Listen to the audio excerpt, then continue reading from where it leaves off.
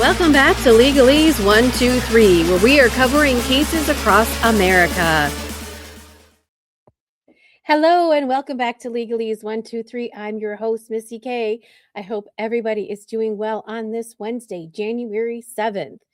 Oh, we got a lot going on today. I hope you guys are doing well. We are in the middle of a thaw out. It's that time of the year where it's freezing and thawing and then snowing and raining, etc. And so now today's a warm day and we are thawing out from a very thick freeze over from yesterday. It's amazing. It's sort of like night and day. So we're in that sort of weird stage of winter. Maybe I should knock on wood because maybe we're going to have a big blizzard. Okay. Anyways, I hope everybody is doing well, as I said. So, what have we got going on today? As I stated, this week we have Kouri Richins. She has a 2-day pre-trial conference hearing where they're going to go over the motions in limine. Today is expert witness. Who's going to come in? Who's going to testify? Who does what? Then tomorrow they're going to have the walk the dog letter and its admissibility. So we'll see what's going to transpire with that as well. Who is Kouri Richins? I went over it a little bit yesterday. Kouri Richins is being charged with unaliving her husband, Eric Roberts, with a 5 times the dose of fentanyl. What is so interesting about this case is that when he passed away, police were unable to determine whether or not it was a suicide or whether or not somebody did something to him. They were unable to get into Kouri Richins' phone. She is the wife of Eric Richins. They have 3 children. Finally, when they did crack her phone, they realized that she had contacted an employee of hers who was the go-between to get the fentanyl. There are some other clues that they had. She had a paramour. She was also in financial trouble. She was a house flipper. She would buy houses, fix them up, and sell them. And she was upside down, meaning she had more inventory and she wasn't selling the properties, but yet she was still buying more. So it was a constant battle back and forth in reference to her finances. So when Eric passed away, she thought she was going to inherit everything that he had. She did not know that he had changed his will to have his sister be the executor of the estate. And so it was quite a bombshell after he had passed on. Kouri had gone to the safe. She was going to take out the money that was put in there from Eric Richins. But lo and behold, Eric's sister Katie was there, and Katie said, no way, Jose, this is all mine because I am the executor. I am the one that's the one on the will and not you. And boy, Kouri was shocked. Their blows came to end, meaning Kouri had punched Katie. So it was just a big hoo-ha. But just remember, it was about a year later that Kouri Richins was arrested for unaliving Eric. And also, she is alleged to have had these things. She is innocent until proven guilty. So she wrote a children's book in the meantime, and she went on radio and television promoting this book about whether or not is the children's father with them. Kid you not. I cannot make this up. Plus the walk the dog letter from jail. She also Googled luxury prisons for rich people, and she wanted her attorney to smuggle white strips in for her. So she is a character. She is somebody who is very interesting, and so we are going to see how this all plays out. We weren't sure whether or not today's motions were going to be televised because the judge in this case does not like the media, and he is trying to get a fair and impartial jury for her. This has been a long-awaited trial. She paused her trial because she wanted to change the venue. They are just in Camas, which is just outside of Salt Lake City. So therefore, she wanted to have it changed, and it went up through the court system. They paused her case and they said, nope, judge is right. He can have it in his own backyard. So with that said, we're going to go ahead and start this going on and welcome the judge. Again, I think I mispronounced his name yesterday, so hopefully he says it and maybe I can get a better enunciation of it.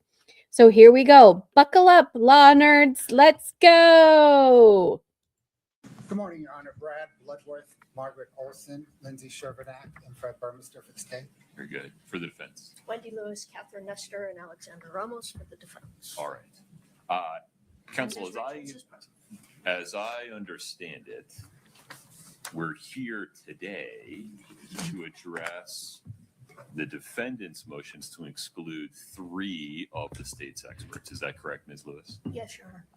The states recently filed a motion to exclude one of the defendant's experts not on the list for today.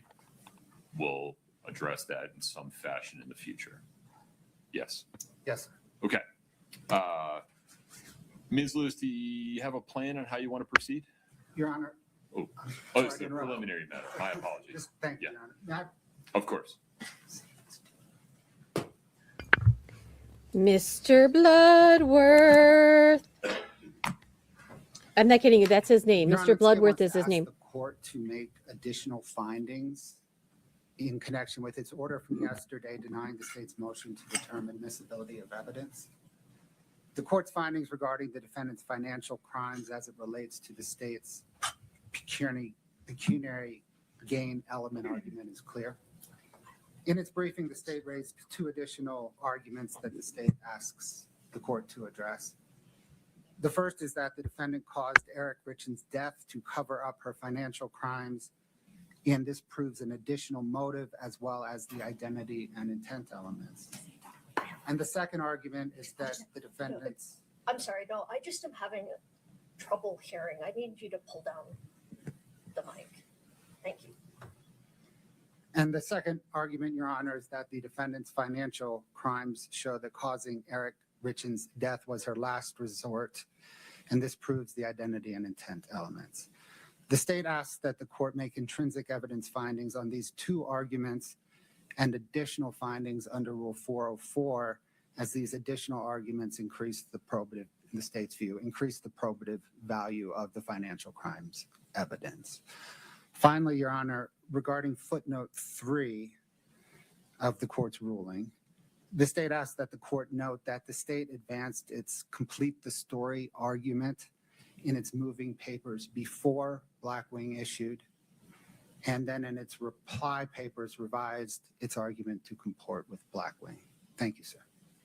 Yeah, let me be clear. Yeah. I understood your arguments.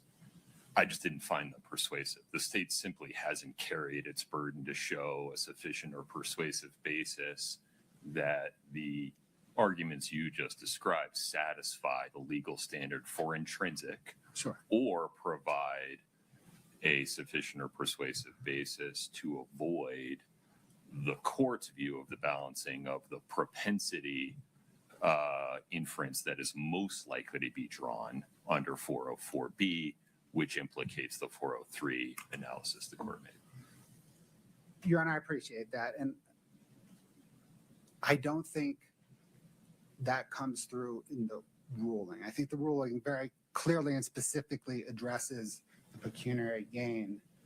And the court, may have built in its thinking as to the other 2 of the state's arguments, but I don't know that that is reflected in the ruling, and I think it would help if it was.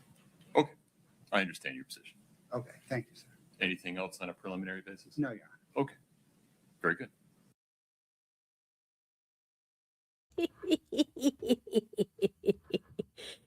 He's like, I understand your position, but no. My ruling is no. The answer is no. We're not going to do it. No. I like Mr. Bloodworth. He came in strong. He's like, this was her last resort. She had to kill him for financial gain. This was it.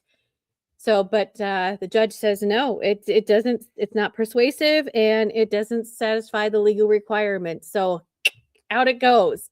So again, I really like this judge, very fair. very, if you have a good argument to make, yes, you go ahead and make that argument. I'll put it under revisement and see whether or not it falls within the purview of everything. So, but I appreciate his candor.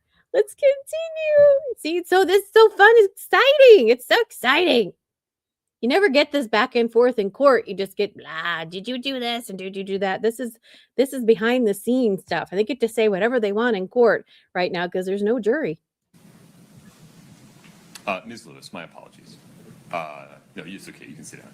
Oh, go ahead. Your Honor, I did want to ask, can I move in and out of the courtroom as business requires?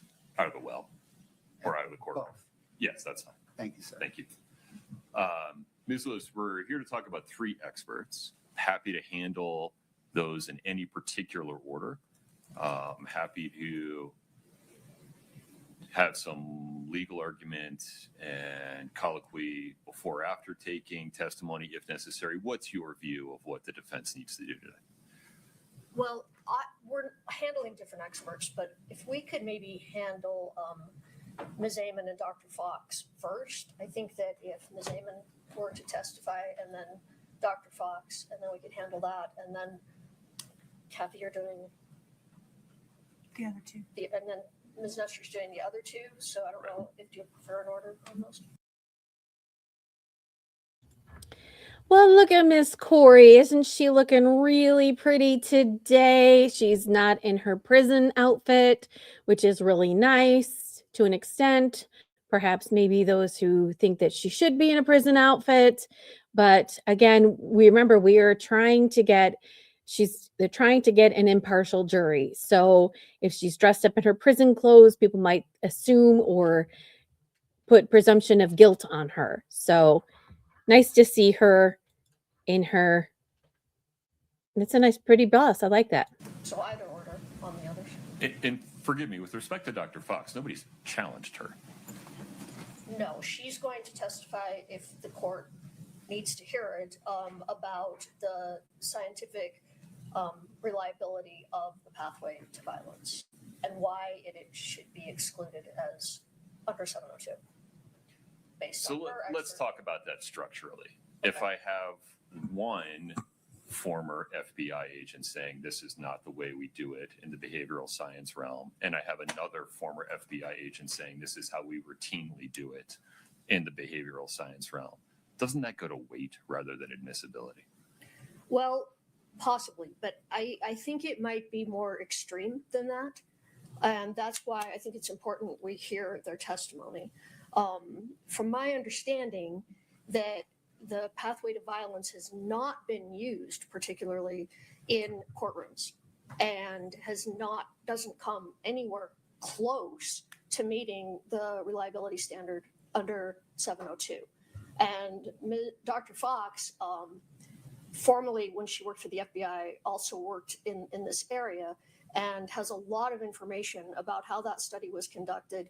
And it could be a balancing act, but I actually think it might be such a huge difference that it would go to admissibility and not wait. Okay. I have some questions for the state on Ms. Amon first. May I just briefly address the court? Sure. Then Ms. Sherbanek will address Amon. Okay. Your Honor, because it's the state's belief that the defense has not even met its minimal requirements under Rule 12. To do what? That they specify sufficient legal and factual grounds for the motion. Now, even assuming the court disagrees with that, the papers sufficiently address the threshold showing. As the court is well aware, after Ramash, after cases like Clopton and Gunn-Hildary and the new Rule 702 flipped Ramash, which tended to keep a very narrow gate to allow very few witnesses through, it sort of flipped it upside down, so it catches almost anything. And even if there's 2 witnesses who say the opposite thing, they can still come in under that new 702. And by virtue of the papers, the state believes it has met its burden of a threshold showing. Now, the court wishes to address specific issues. I just wanted to lay that groundwork. If the court has specific questions, we've got all our witnesses ready to go, as the court can tell. Mr. Throckmorton is here, and then the other two are on the line. So Mr. Throckmorton has entered the chat. I kid you not. I kid you not. Bloodworth, Throckmorton. I mean, these are just like the word wealth words of people. It is amazing. You'll hear from Mr. Throckmorton. He has a lot to say. Let's continue. if the court wishes to proceed on to specific questions about Ms. Ammon, then Ms. Shervinack can address that. I appreciate the argument. The defendant's initial briefing was certainly sufficient enough for the state to file an opposition brief that had legal analysis, citation to cases, and consideration of the specifics of each witness's testimony. So the state's argument regarding the insufficiency of the defendant's initial briefing is respectfully rejected. I have specific questions regarding each witness within the framework that you described, 702, and then if we're past 702, we have to deal. Like, Your Honor, they didn't do their homework, Your Honor, and I don't think that you should allow them to go ahead with this motion. I don't think that they did their due diligence, and so therefore they didn't do it's a group project, right? They didn't do their part, so they shouldn't get the grade. That I did my part. I'm going to get an A because I'm a good lawyer, and they didn't do their part. So you can't give them a grade. And the judge is like, no. They did do their part. And so I'm not going to just allow you just to stomp right all over them. They're going to get what they need to get in. Plus, also, you have to understand that in a court case, the judge is the trier of facts. And in the beginning, right? Go through the papers, and then he rules on what can come in and what can't come in. They usually go in the light favor most to the prosecution because it's the prosecution's burden to prove. But they also have to consider the rights of the defendant, right? And that actually, believe it or not, in the Karen Reed case, Judge Cannoni did bend a couple of things to go to the defense begrudgingly. I think she felt like, I guess I got to let this in because if I don't let this person testify, then it could come up on appeal and, that's not good. So that is the other thing that the judges are also worried about, the appellate. Remember, if a defendant is charged with a crime, they become convicted, they get an automatic appeal. They say what happened. The judge made an error on this. The defense lawyers made an error on that. And judges don't like their cases to be appealed because it comes back to them. It comes back to their jurisdiction. So I think that this judge is very fair, and I do believe that he is very conscious of the appeals process and wants to make sure that everything is covered. So he's a very, very conscientious judge. Let's continue. I'll back it up a little. With Rule 4, its argument regarding the insufficiency of the defendant's initial briefing is respectfully rejected. I have specific questions regarding each witness within the framework that you described, 702, and then if we're past 702, we have to deal with Rule 403, maybe. So whose witness is Ms. Amon? Ms. Sure, and I can ask you some questions. Sure. You just got to pull that mic closer to you. Okay.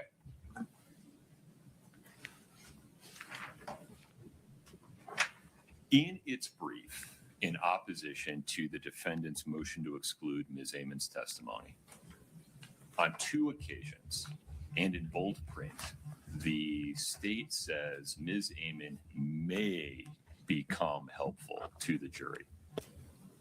Under what set of twists and turns at trial do you see Ms. Amon testifying? Is it in the state's case in chief, or only potentially in the state's rebuttal case, depending on the arguments and other testimony that comes in from the defense case?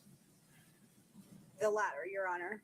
It would be part of our rebuttal case, depending on what potential theories, evidence, witnesses come in through defendant's presentation. And one of the examples the state gave was, forgive me,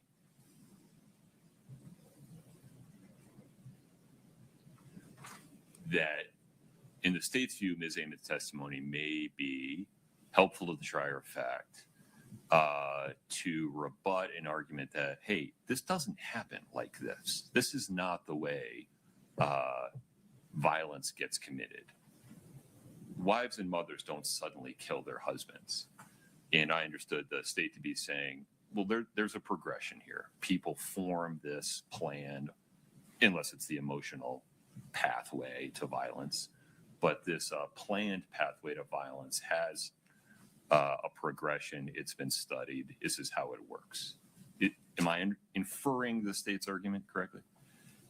In part, Okay. I think we don't know which theories, of course, defendant will put forth, but there are multiple theories that could come out at trial where Ms. Amon's testimony becomes relevant to assist the jury in placing the facts and evidence that they have heard into an analytical framework.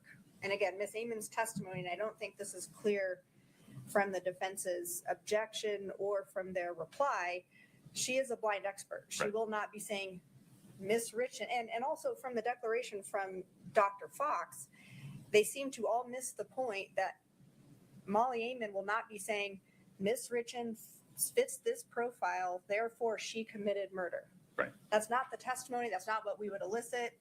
We agree that would be improper, and that's not our intention with Ms. Amon's testimony. It's more to assist the jury in a framework to understand how targeted violence occurs.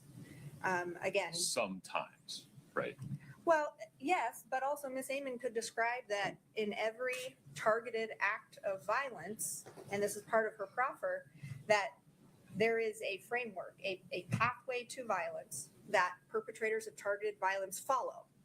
Now, do they complete a couple steps and pause? Do they all follow the same timeline in the exact same sequence? Maybe not necessarily, but there is a framework of perpetrators of targeted violence who follow a pathway to the attack. And all of the targeted acts of violence that have been studied, the perpetrators follow this framework to some extent. Okay. When you say all, you provoke some questions regarding the Diaz versus United States case that Right. When she says all, right? All, she's lumping all, she's like, all violent offenders, right? All wives, right? All of us wives are going to go out there and go unalive our husbands, right? And she's saying all of them. We have this path and all. And so, I mean, I'm listening to her argument and I'm just like, wow, should this really come in? Is this going to be prejudicial? This path to violence? Is it necessary? It's a rebuttal witness. So that means that the state's going to put on their case, the defense is going to put on their case, depending upon what the defense puts on. This witness is going to come back on and rebut that and be like, well, any wife who has a propensity to violence is going to follow this path. So I think what the judge is looking for is specifically what is she going to testify to, and is this necessary? Is it needed?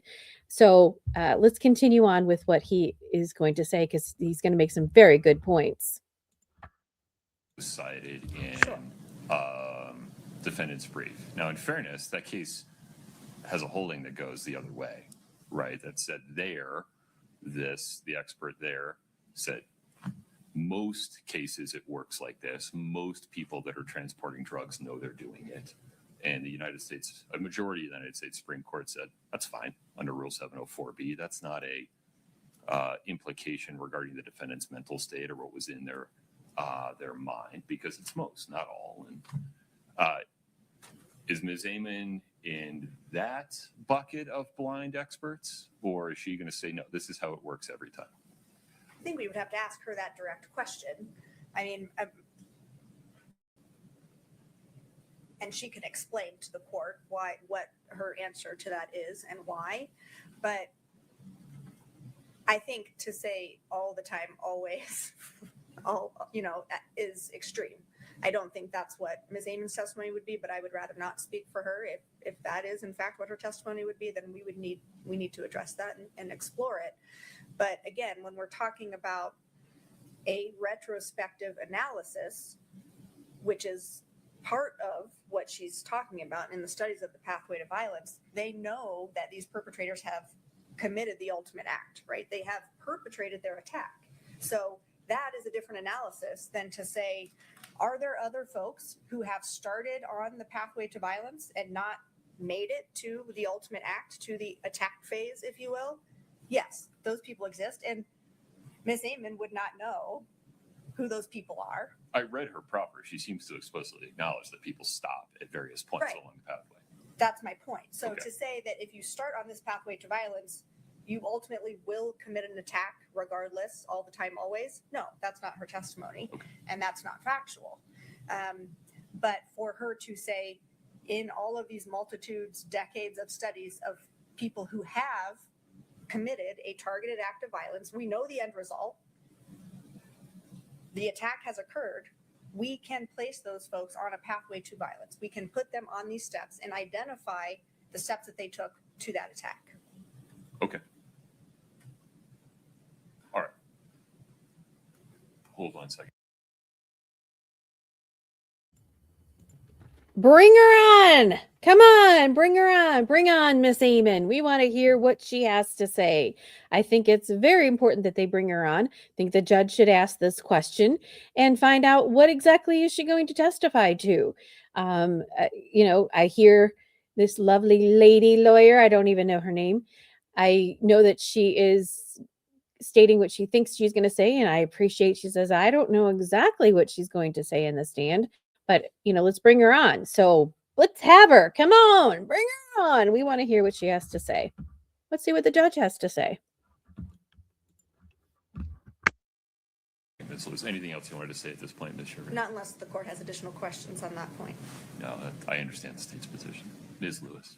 Well, Your Honor, listening to this, it might actually make more sense for Dr. Fox to go first. I understand the threshold is low. However, under Rule 702, the argument here is this is not generally accepted in the relevant expert community. Doesn't need to be, though. That's one of two ways to survive 702B. If it's based upon a scientific method or sufficient education, training, and experience that's reliably applied to sufficient facts and data. But as a blind expert, she doesn't need to apply. That's what I said. Does she even need to come on? How is this relevant? Is her just sort of blind saying a lollipop tastes like sugar? Does jury really need that in order to know whether or not? I guess I'm just trying to figure out how this is going to come in and like what its value is. So we'll see. But this is the game. It's the game. I love this game. It's a game. What's going to come in? Apply it at all. I disagree. There's a case, first of all, yeah, the argument is that under 702. There's a case that is out of the Ninth Circuit that is directly on point, and Is it cited in your brief? no, because I didn't know about it. Okay, It's can something you I give it to me? just discovered. That's okay. Anyway, it is She got an United States versus iPad? Wells. Let me give you the site.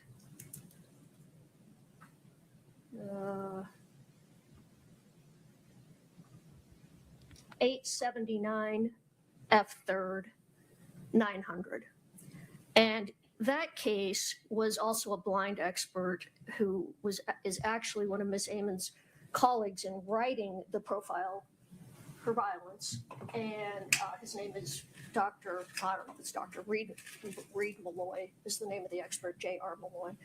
And there's also, and yeah, I'm sorry, I actually just found this case yesterday, but there's also a 403 and 404B argument, because the way this works in courts when they admit profile testimony, which the Ninth Circuit reversed and said this testimony comes in only very, very limited circumstances. They talk about how it's typically used in drug courier cases.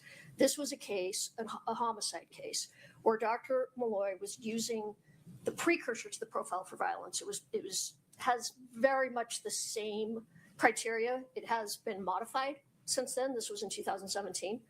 And he did a profile of killings in the workplace. He was a blind expert, although he admitted on the stand that he had reviewed the case at hand, although he didn't testify. He testified as a blind expert, although he admitted he had reviewed the case and the defendant. And the court ruled that this is improper character evidence, among other problems, because what happens is the profiler testifies that, so people who commit, in this case, workplace murder, have characteristics X, Y, and Z. And then other witnesses get on and say, well, the defendant had characteristic X, Y, and Z. So therefore, in conformity with that character, he committed the murder. Yeah, but this is different than that. Like, I've looked at Ms. Ammon's proffer. She doesn't make it that specific. I'm sensitive to that concern. And certainly if she was saying, when we look at domestic violence, homicides, what we see are the following characteristics almost universally. She doesn't do anything like that. There's no level of that kind of specificity. She talks more high level in terms of initial grievance, inability to let it go, form of a plan. I may be missummarizing here, but there's a higher level to it. And when we look at Diaz is even more specific, and somehow a majority of the United States Supreme Court is like, they said most, not all. So the trier of fact can draw distinctions. How do I apply Diaz to Ms. Ammon's testimony to say she can't come in? I haven't looked at Diaz in a while. I'm sorry. That is one you cited. I know it is, and I did not reread that case. So I would actually. What? What? Oh, dear. Okay, Your Honor. Hey, I did my homework, and hey, there's this case. It's called Diaz, and so don't let her testify because of Diaz, right? And so he's like, okay, so let's talk about Diaz. I haven't looked at Diaz. I haven't done my homework on Your Honor. I mean, I realize, so I'm giving her a hard time. She probably has a lot going on and she's going over all of these things, etc. It's a lot to prepare for, etc. But she should know, especially if you put it in the papers and you're coming to argue in front of the judge about letting somebody in or out, and in your papers you put Diaz and then you don't. Yikes. Let's see how she's going to bail herself out with this one. We can we'll take a break at some point. Need We a can moment compare. to review that, to be frank. Okay. You think? Oh, I'm sorry. Well, good. Yeah. I do think that it would be helpful to hear Dr. Fox's Sure. testimony. She keeps saying, let's go to Dr. Fox. Let's go to Dr. Fox. I'm on Dr. Fox. At NBAU as an investigative technique sometimes, Right. but it's Oops, not sorry. used in the courtroom. And that's because of all these problems that Dr. Fox is much more qualified to address than I am in terms of it's junk science is what it is. It's not scientific. It's not used in the community. And I think that does stop it even under our low threshold here. Well, hold on, but come back to the specific context of this case. The state has noticed Ms. Ammon as a potential rebuttal expert, if necessary, to respond to an argument from a defense witness to the effect of, this is not the way it works. This allegation that Kouri Richins killed her husband is not credible because wives don't kill their husbands. People don't just snap and do this. That would seem to make this kind of explanation of how violent crimes are planned and executed helpful to the trier of fact under 702A to say, well, actually, based upon a retrospective study by the FBI Behavioral Science Unit, there is a pathway in which people do this. Full stop. And then the trier of fact can say, this is exactly what I was anticipating. This is exactly what I was hoping for, is that the defense, I guess, is making this argument that wives just don't do this, if that is what they're going with. The prosecution's like, well, wives do this. And so again, when I talk about the behavioral analysis unit at the FBI and what they profile and they make, what are the stressors in the people's lives that make them pop, right? Everybody's got stressors in their lives. Do you just go off and go unalive someone? No. You have some points where you're just like, no, no, no, no, no, no. So, so interesting, so interesting. Sounds like he's gonna let her come on. So we'll see. It's not over. The fight isn't over yet with. this is within or without that body of cases. Tell me why that isn't allowable under Utah's Rule 702. Well, Now, first of all, if the defense doesn't make such Come an on. argument, then the state never calls Ms. Hammond. Right. I think Right. it's Exactly. If you don't make this argument, and you don't say, well, wives just don't go out and kill their husbands, then this person doesn't come in to sort of rebut that testimony, right? So, I mean, you can't have your cake and eat it too. But come on, this is your chance. This is your chance to get your dukes up and fight for it. Fight for it. Let's see what's going to happen. we're going to need some clarification beforehand. If Ms. Richins testifies Oh, and talks about that and testifies that she did not do this, That denies committing the crime. denies committing the crime, then how does that not open the door for them to say, well, of course she committed the crime because she's on this pathway to violence? No, I don't think they get to do that. That would be more like profiling. okay. Okay. I still have the whole 702 problem, no matter how. And this is the first I've heard it's only going to be used in rebuttal. I think we would actually use less time if we let Dr. Fox Happy to. go through and explain the problems with the reliability of the science and then go from there, if that's all right. Sure. Right. Ms. Sherman. The only points I wanted to make, and the court has Miss Sherman. honed in on this, but in Dr. Fox's declaration that was submitted as an attachment, she analyzes the federal rule 702 and why Miss Amon's proffer does not fit within that. There are fundamental differences between the federal rule and the Utah rule, and I don't believe that it's helpful for the defense's witness to make a legal analysis about whether Miss Amon's testimony does or does not comport with Rule 702. That is for the court to do. So I agree, but I can sort that out. And Dr. Fox is familiar with the Utah Rule 702 and is prepared to address that.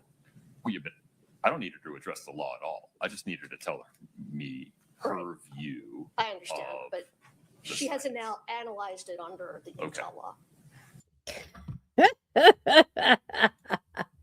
Listen, Miss Fox can tell you how you should go ahead and rule, Your Honor. He's like, I don't need her to tell me what the law is. Okay, listen. The defense wants Miss Fox to come on. He's like, okay, we'll see. Let's come on. Let's get this going. Let's bring her on. See what she has to say. And then you can make judgment and stuff. In Judge Cannoni's case, and there was another court case, it's falling flat on me, where they're like, Judge, if we could just hear from blah, blah, blah, blah, blah. They're like, no, I made a ruling. No, this isn't coming in. No, I don't want to hear from you. Nope. Like Mr. Alessi and Kieran Reed's case, she's like, you make it this brief. Don't go into diatribe. I just need, baseline facts and that's it. This judge is very patient, by the way. but he does interject where he needs to, which is this is comedy. This is pure gold comedy in the law world. Let's continue. All right. Would it be all right if we go forward with Dr. Fox? Sure. Hey, would you like to call Mrs. Fox, Dr. Fox? I don't know if Miss Fox is a girl or boy. Bring on Fox. Bring on Fox. Sounds like you can hear us okay. I can. Let me turn on the video on the Oh, courtroom so that she's you via can Zoom. see Oh, I Ms. wonder if I can Lewis. see her. Morning, Oh boy, Dr. how are you Fox. going to do this? Court. Hi, Ms. Lewis. Come on, law and crime. It's Miss So Fox. can you just please state your name for the record and tell us what your current position is? My name is Dr. Brianna Fox. I'm a tenured full professor in the Department of Criminology at the University of South Florida. I also hold courtesy appointments at the Department of Psychology and Mental Health Law and Policy, both at USF. I'm a faculty affiliate in the Mental Health Institute at USF, and I'm also the co-founder of the USF Center for Justice Research and Policy. Thank you. And could you? Oh, did you want to swear her in? We didn't do that. Yes, thank you. Thank Dr. Fox, would you please raise your right hand for me? Do you swear that the testimony you'll give today will be the truth, the whole truth, and nothing Miss but the truth? Nestor and to pains the and penalties of perjury? rescue. I do. All right, please proceed. All right. And could you briefly describe your educational background for the court? Yeah, well, I went to Penn State University. I dual majored in psychology and criminology. I was going to be a pre-law, but I actually changed tax. I went to the University of Florida to earn my master's. And then I earned my PhD instead of my JD from the University of Cambridge in England. My doctoral dissertation specifically evaluated the accuracy and reliability of offender profiling methods, which is obviously related to the issues before this court. Thank you. And what's your experience with the FBI? Well, I was an honors intern. That's how I started. I went on to get a position. They asked me to join them in the behavioral science unit as a research fellow. They were actually acutely aware of the problems that they were facing with threat assessment and how inaccurate it is. So that's actually why they brought me on, was to really bring that into the modern era, improve it, use statistics and science, which they were sorely lacking. So that's how I got my start. I worked in the behavioral science unit as a research fellow. I was doing research. I was going over to the BAU. I was training people like Ms. Ammon, although I didn't actually work with her specifically, and trying to get them kind of brought up to modern standards. Did you hear that? She trained Miss Ammon. Huh. Interesting. Wow. So this is like the battle of the experts, right? When we talk about the battle of the experts, whose brain is bigger? Who's gonna outbattle and outwit? Sort of like survival. Outwit, outlast, outbrain. We need a survivor edition of experts. Then I got a position as an FBI special agent. I worked in the Las Vegas division. And in between there, I worked with the Tampa field office in the field of investigations group. I actually still work with the FBI. I just did a project with them out in Sacramento. Let me ask you just briefly. You Wow, talked she's about that you worked impressive. with the BSU, and I know Ms. Ammon has talked about the BAU. What's the difference between those two divisions? Yeah.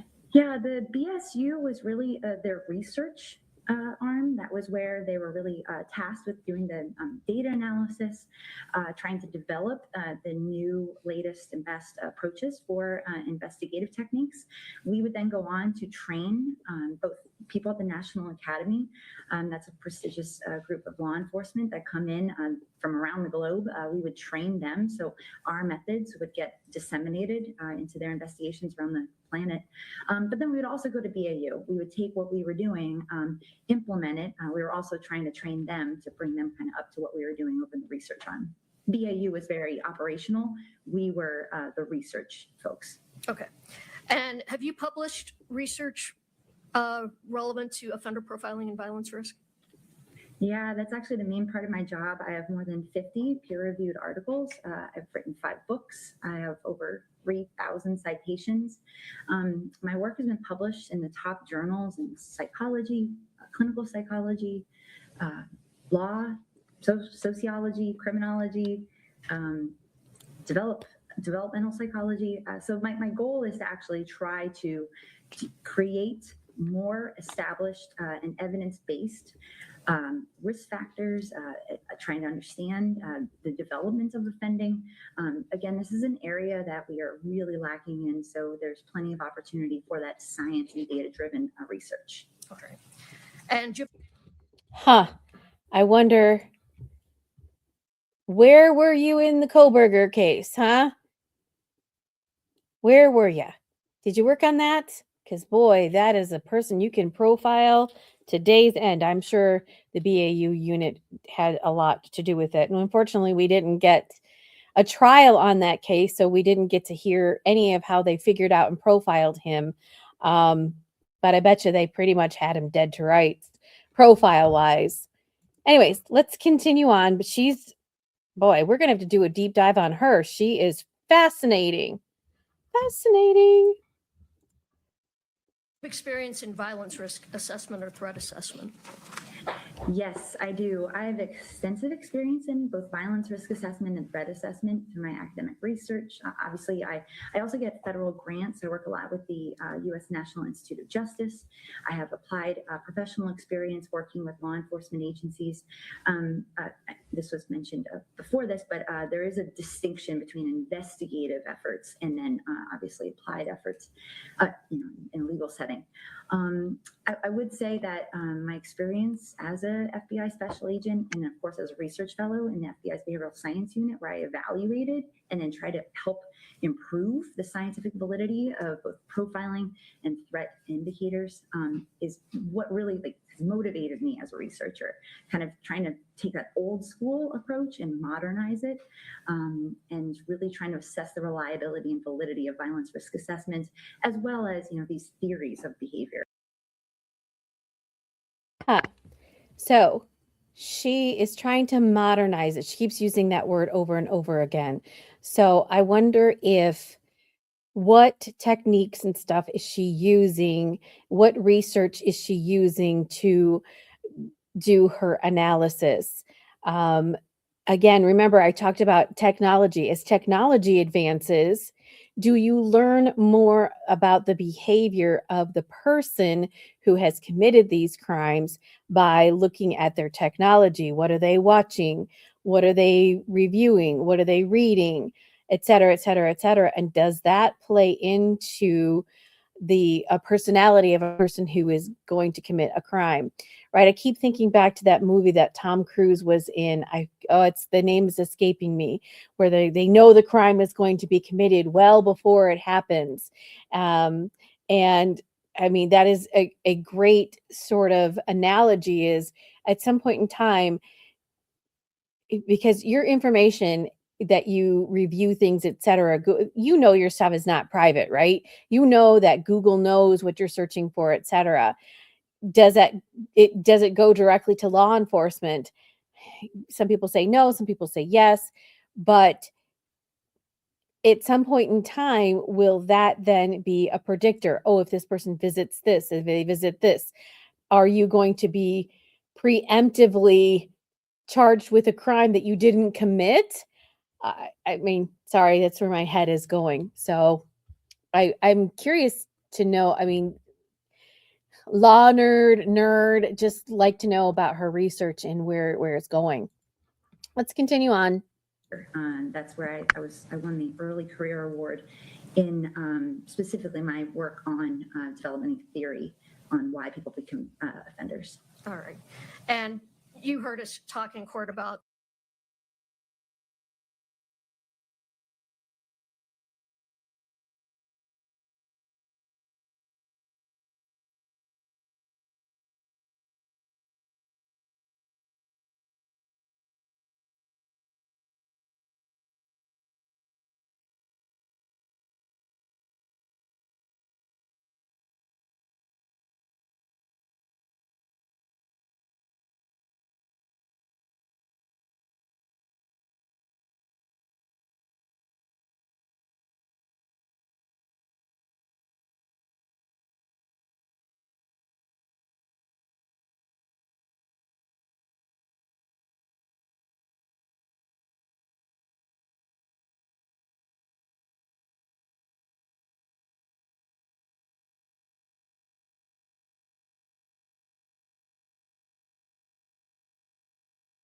the different standards and rules, and have you familiarized yourself with?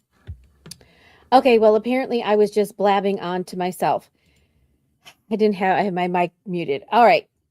So, long story short, I was saying that again, she was doing this research and it was really interesting because once you get arrested, they don't get a hold of your devices. So they download everything. And in Koberger's case, he had deleted a lot of stuff, right? But when he was at home during Christmas time, he went back to some of his regular patterns, watching, explicit things, etc., researching things, etc.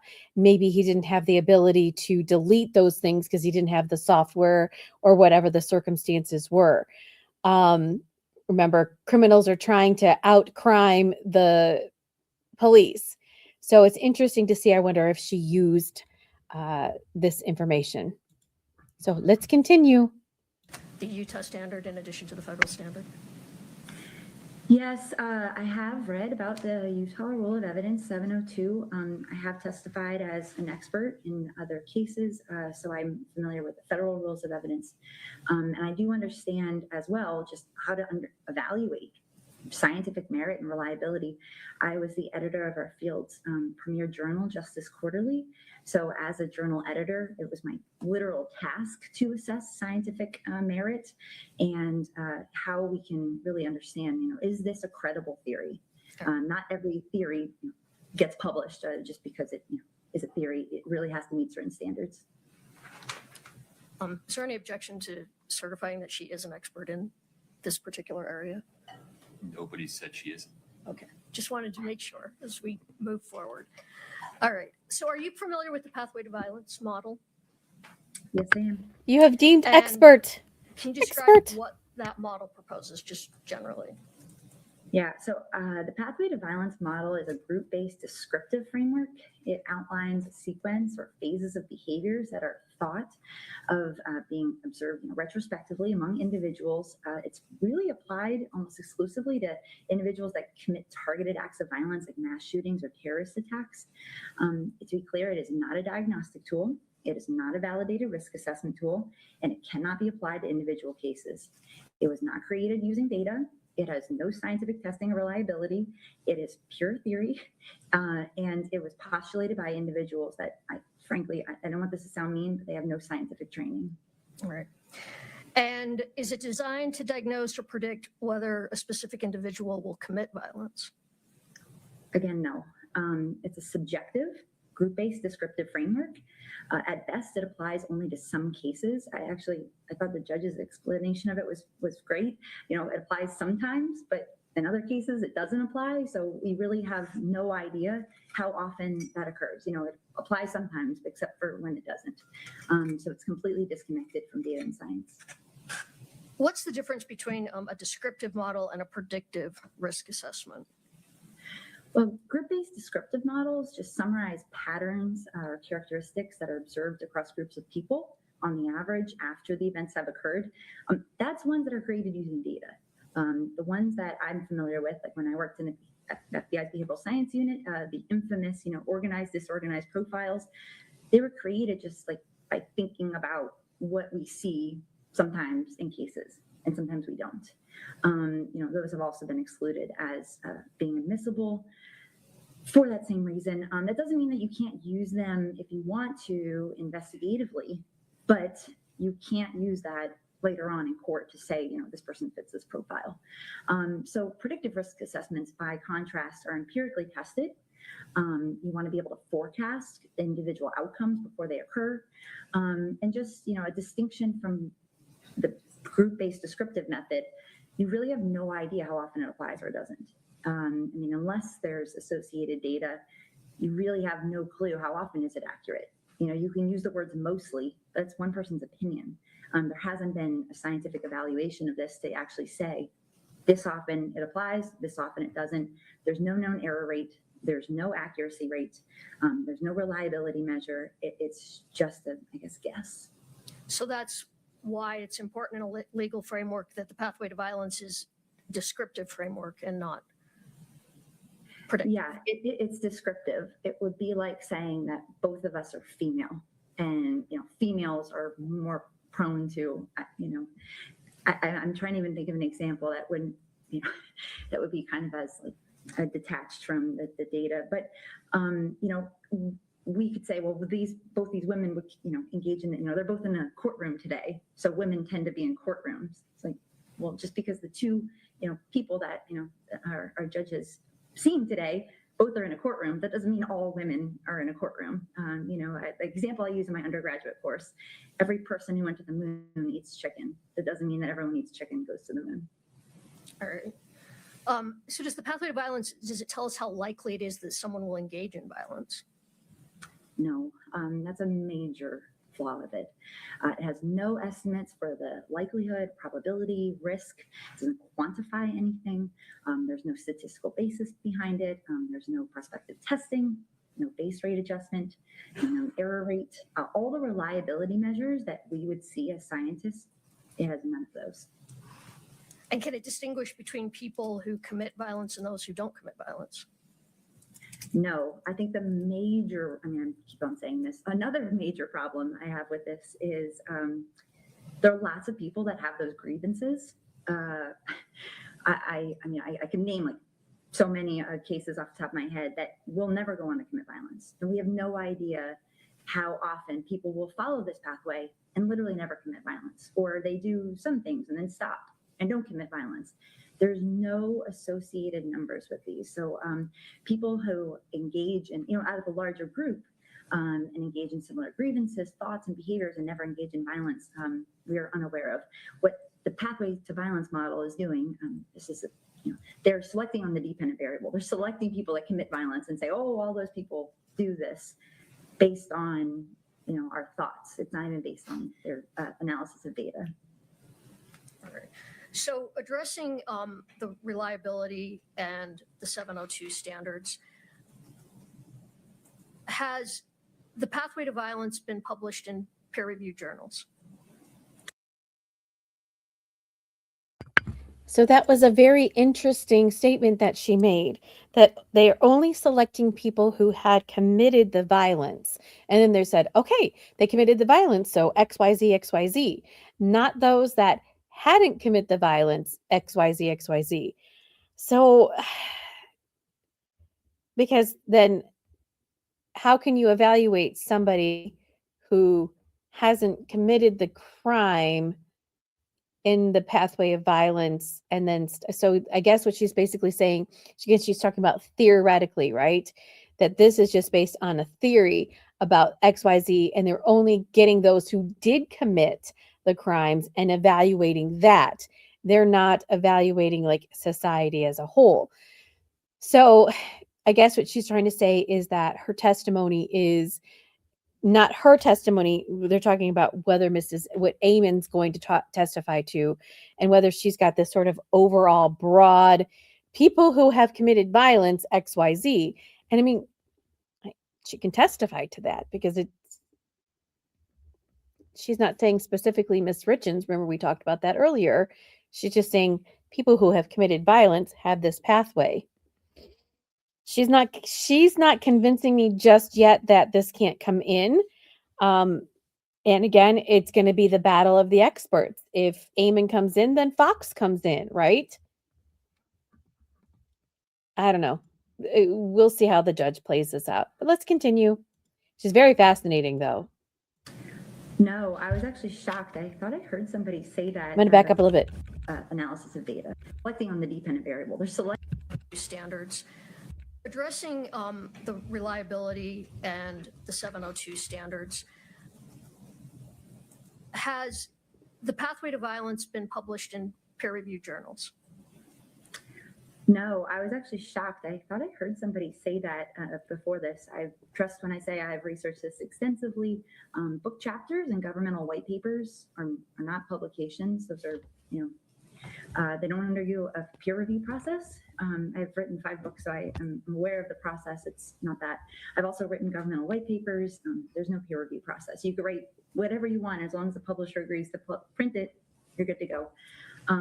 In Ms. Eamon's proffer, the pathway to violence model was just discussed only one time in a published paper in the Journal of Forensic Sciences. Again, I don't know how to say this without sounding like I'm mean, but that's a predatory journal. they like write to me often and like ask me if they can publish whatever I want in that journal. It's not like a legitimate, like valid journal. So, and that paper that was published in the Journal of Forensic Science. That is not legit. And so when I was like, so when I think too legit to quit. Ow! So no, I think that's hilarious. So in the scientific world, I'm sure you know, there's like, we have these very high journals like Cell, and, uh, the AMA, the American Medical Association journals. And so we have these high elite journals, and this predatory journal, it's not legit. Like, sounds like anybody can publish anything in there. Sort of like, when you go to the newsstand and you could get the People magazine, or you could get like, oh, like USA Today or whatever the gossip newspapers were, that anybody before the time where legitimate journalists had to have a standard, anybody could publish anything about anything. And that's what it sounds like to me, that, oh, it's junk science. That's what it sounds like to me. I'm going to go back just a little bit. But that's a predatory journal. They like Predatory. write to me often and like ask me if they can publish whatever I want. Can in I that journal. publish whatever you It's want? not like a legitimate, like valid journal. That's So, legit. and that paper that was published in the Journal of Forensic Sciences, it wasn't even about the pathway to violence model. It was about political assassination in the United States. The pathway to violence model was only mentioned. It wasn't even a study of the pathway to violence model. So it's never been published in a peer-reviewed journal ever to date. I mean, she makes some very valid points, right? But is the judge going to weigh her thoughts and opinions? Or is he just going to say, hey, battle of the experts, you guys just figure it out? Because I don't want to, if you exclude someone, that could prejudice the prosecution, it could prejudice the defense, and he doesn't want to do that for appellate reasons. So bring on your experts, bring them all in. Let's have everybody testify, obviously within a parameter and reasons. I think that's saying a lot. When discussing reliability, why is it important? I asked this, I've had battles on this before with experts, but why is it important that it be published in peer review journals as opposed to other journals or just being available? Yeah, I mean, it's not the standard. so high of a standard, but that's a standard for a scientific merit and reliability. We don't give things that, stamp of approval if it's not reliable and valid. I mean, that's not the highest bar in the world. So to say it was never published in a peer-reviewed journal, I really think that's saying a lot. Okay. Not only that, but when you go and you publish in these journals, especially in the scientific world, you created something from nothing, right? You found out that, I'm making this up, fish like bananas, right? You've done scientific research, fish like bananas. Well, if you go through your scientific methods and how you figured out fish like bananas, then you publish it because it's revelation, fish like bananas. Then the people who have reviewed that are like, oh, well, fish like bananas. Any type of bananas from here, but they need to reproduce those results. And so if your stuff is peer reviewed and looked over, and obviously somebody else says, oh yes, this is worthy of printing, then you go ahead and do it. By the way, I don't think but in the Cell papers and stuff, if you want your article printed, you have to pay for the printing. So first you have to get accepted, and then you have to pay for it. I don't think a lot of people know that. So she's coming from a scientific background where you do these scientific analysis, you put these papers in these journals, and then other people can replicate it to see whether or not they get the same results or if the results vary. And in this pathway to violence, she is basically saying this is a theoretical model, and which theoretical models are a thing, but it's not been publicized. And that is the distinction. Continue. Does the pathway to violence have a standardized methodology? No, and that's actually one of the reasons why it hasn't been published, I would assume, as a journal editor. There's no operating manual. Everybody can, what I determine to be a grievance could be different than what Ms. Amon thinks is a grievance or what you think is a grievance. There's no coding sheets. There's no requirement for evaluators to determine these things using the same criteria. There's no uniform objectivity in this. Everybody can look at it and say, that fits, and there's subjective interpretation and value behind it, meaning evaluators are not constrained to apply the term the same way across different cases. All right. So different evaluators could look at the exact same fact pattern and come up with opposite conclusions. Is that fair? Yes, absolutely, because there is no standardized criteria for what these things mean. They're barely even defined because again, there's so little peer-reviewed papers even discussing it, let alone zero on it. They don't even invoke it in peer-reviewed publications. It's sort of constrained to these like side areas. So an example of this would be two evaluators could use the pathway to violence model and can reach opposite conclusions, and there's no way to determine who's correct. Okay. So is that consistent with things that are admitted as being scientifically reliable? No, I think it's actually the opposite. Reliability at its core means, the example again I use in my undergraduate course is, if you have two people stand on two scales, you would expect that the scales say the same number. That's reliable. If we have somebody stand on two scales at my gym and at my doctor's office, and there's two different results, it's literally not reliable. That's the definition of reliability. Or if you stand on the same scale every day and all of a sudden you're getting different results, it could mean that your weight has changed, but if it's 2 times in the same day, probably not. It means your scale is broken. So, this model is broken.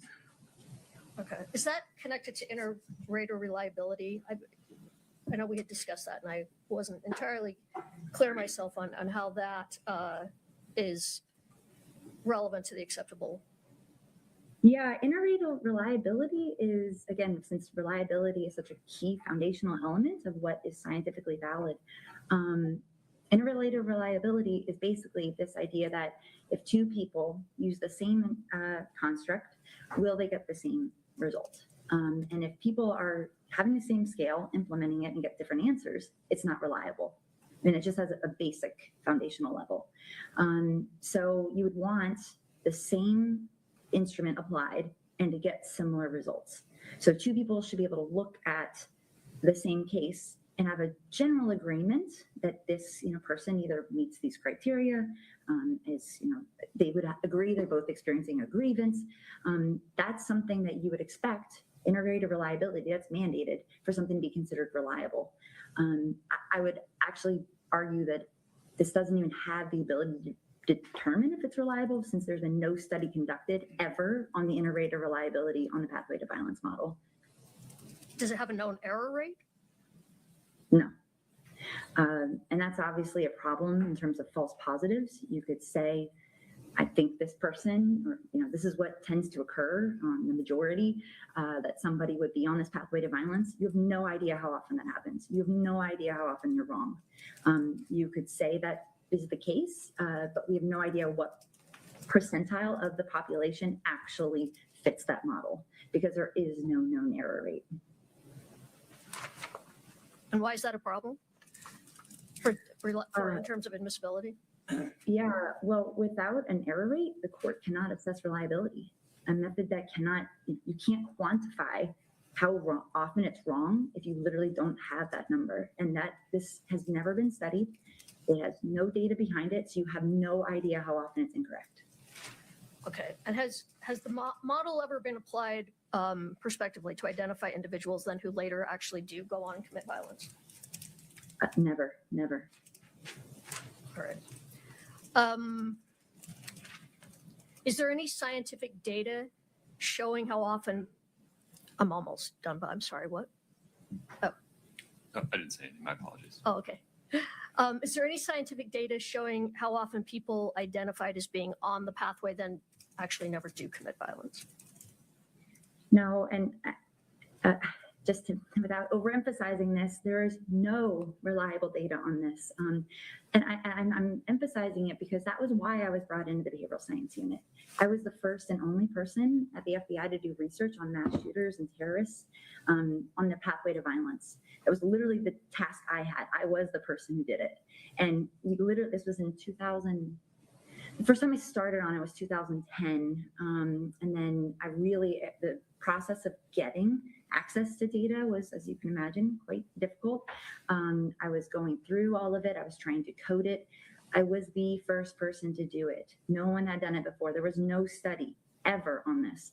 And what I've been finding, I didn't have the resources to really complete this in the way it should have been done. And it was never published. So that's why I'm also quite sure there's no publications on it.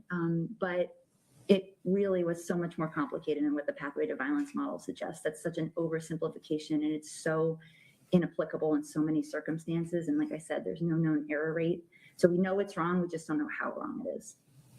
So what data was it developed from, the model? The pathway to violence model, or what I was doing? The pathway to violence model. Oh, it's not based on any data. It's based on, like I teach a forensic psychology course, and so there's a great line. The only thing that comes to mind is that it's based on thoughts and prayers. It's the only thing that goes. What is it based on? Thoughts and prayers. And that's why we know who is going to be violent. That's sorry, funny joke. Funny haha joke. I'll back it up a little. Uh-oh. Spinning wheel of death. Model, or what I was doing? The pathway to violence model. Oh, it's not based on any data. It's based on,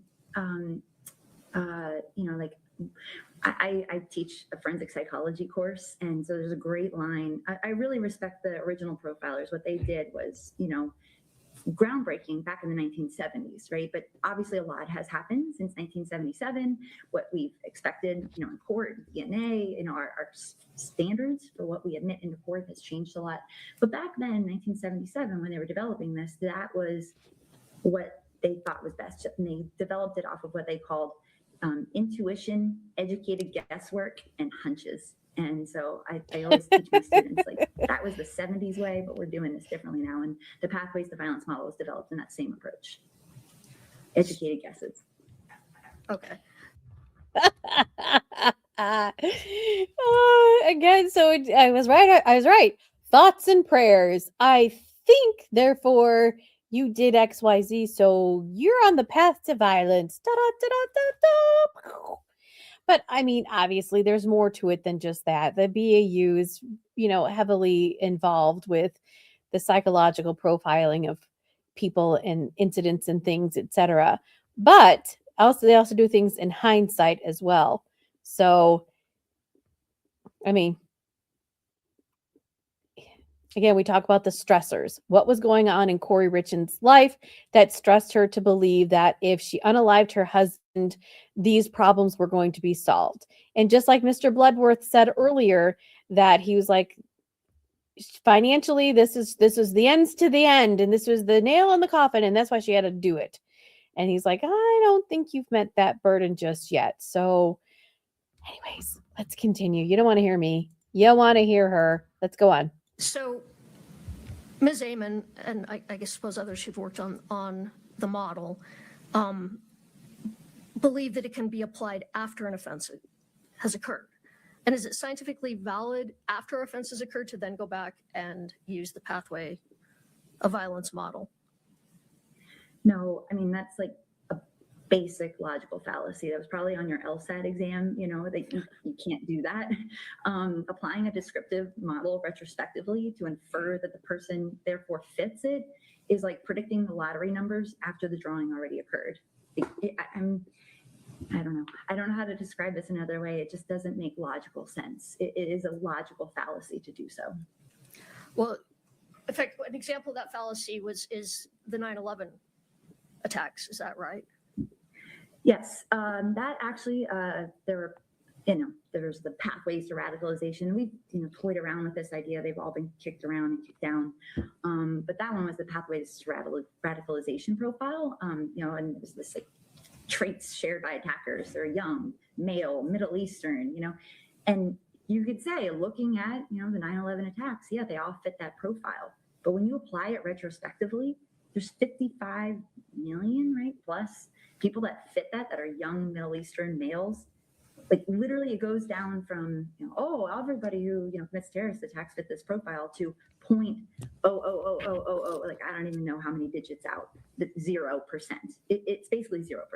It doesn't fit at all. There's no validity. There's so many people that fit that profile and never go on to commit a terrorist attack. So what's the actual value of saying this is a pathway to radicalization? There's so many people. Right. It also goes to when they were saying earlier that wives kill their husbands. No. And of course the judge said you can't use that.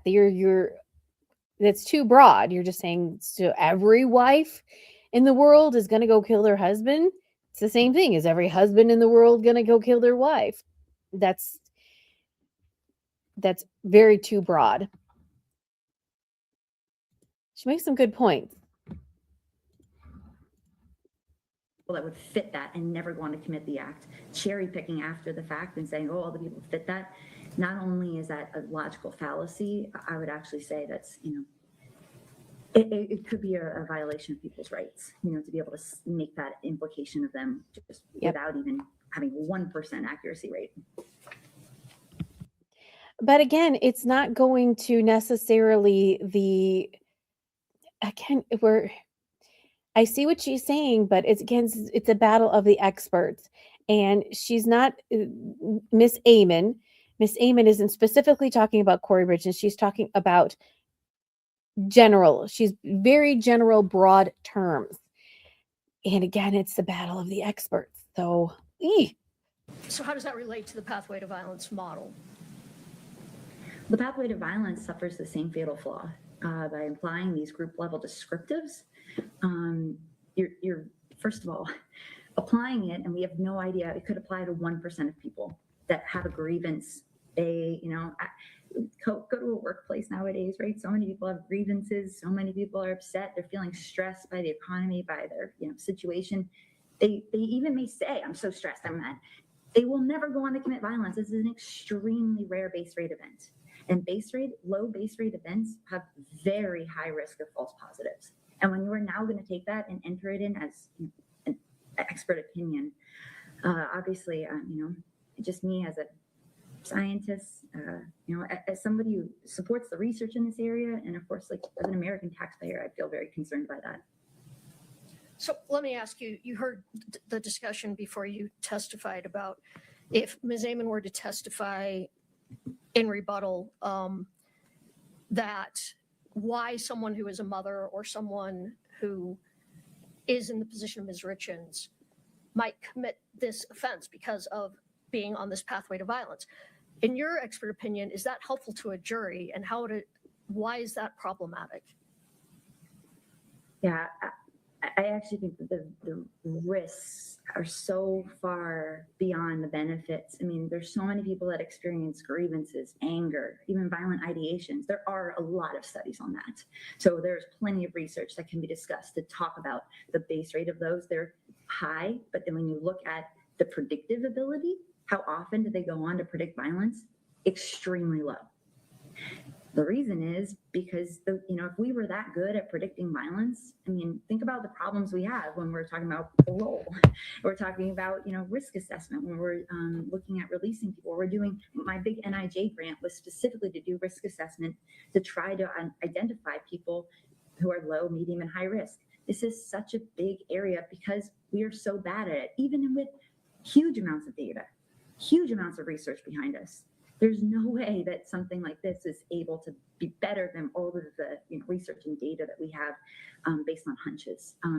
Our data suggests that things like grievances, feeling anger, violent ideation, they have such a low predictive ability to actually accurately predict violent behavior, because violence is a low base rate phenomenon.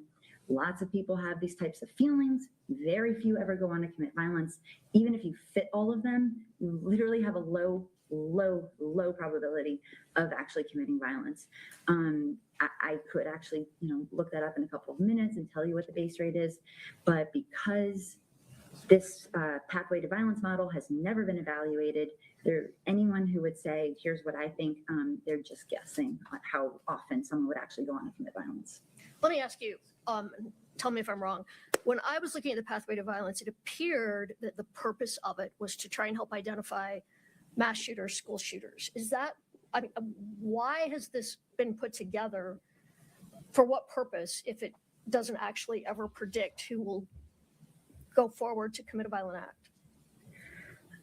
I'm telling you guys, if we were able to predict with any level of accuracy who was going to become a school shooter or a mass shooter, we would have a much better situation in our world right now. Again, even with accurate data, like we're collecting, looking at this, putting very sophisticated predictive models together, we are so unable to predict the violence, school violence, these targeted violence offenses, and domestic violence is even harder to predict. As our judge mentioned earlier, the vast majority of them are emotional. They're not these, long premeditated, thought out things. So the emotional dynamic factors actually have a much higher predictive validity than any type of long-term grievance, at least based on research. If we were able to do this, I would feel much better about my young son, going to school soon. I'm terrified because we are so bad at it. Even from a magnet, huge amounts of money being spent on this type of research, we are still unable to do it with any type of reasonable accuracy, because finding that needle in a haystack, someone who meets all of these criteria but is actually going to commit violence, is so hard to do.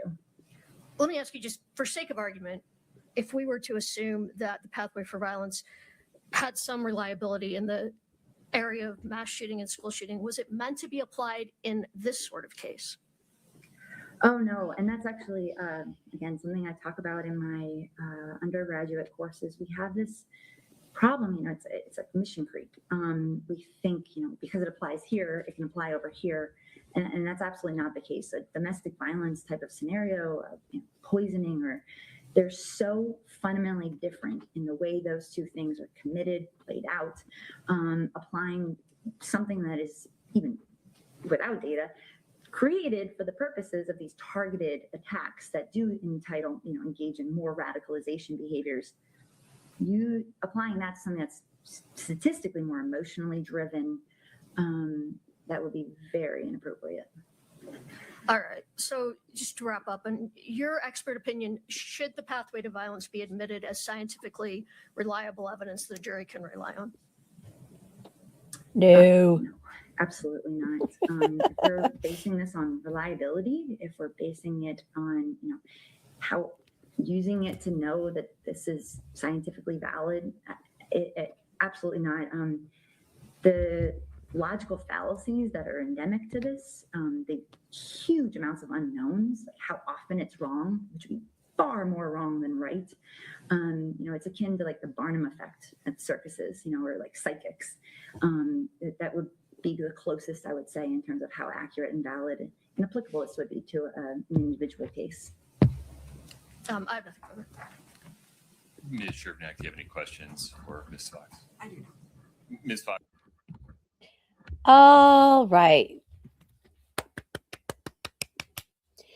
Wow. She is a smart cookie, isn't she?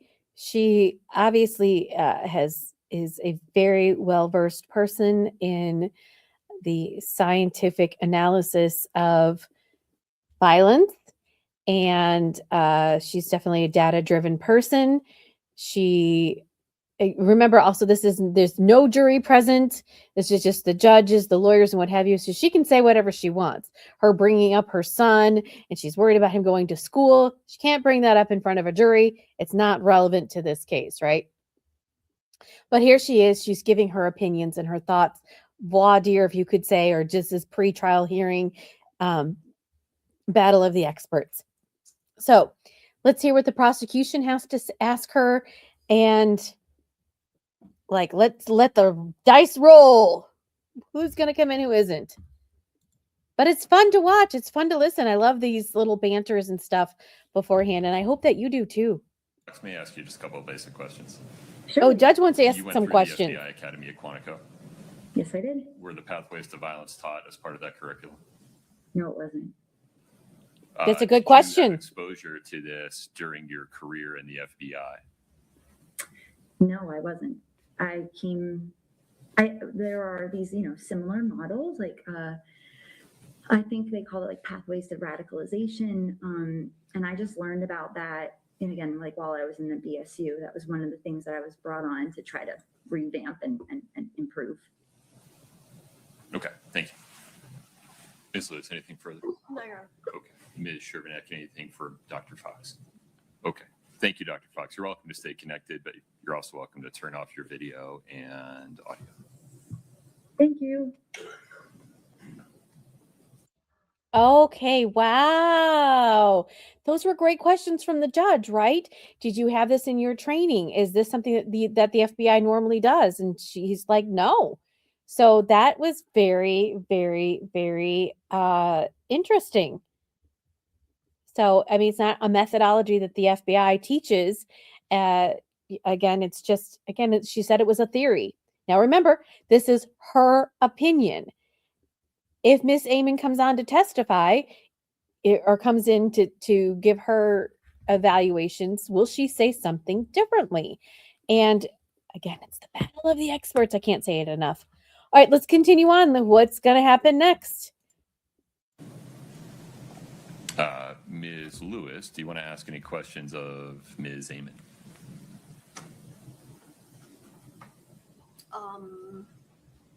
Are you not going to put Ms. Amon? Is the state going to put Ms. Amon on, or only if I have questions? I guess would be Ms. Shervanek, are you relying on her proffer, or do you want to elicit some testimony from her? I'll elicit some testimony from her. Okay. Ms. Amon, do you mind turning on your video and audio? Bring her on. Let's go. May I swear you in, please? Do you swear that the testimony you give today will be the truth, the whole truth, and nothing but the truth under the pains and penalties of perjury? I do. All right. She sounds, oh, she already sounds upset and pissed, right? Remember, Miss Fox said she trained Miss Amon, and she's like, not to disparage Miss Amon or anything, but this is what I say. But that's the way the experts go. She's probably like, I don't agree with what she has to say.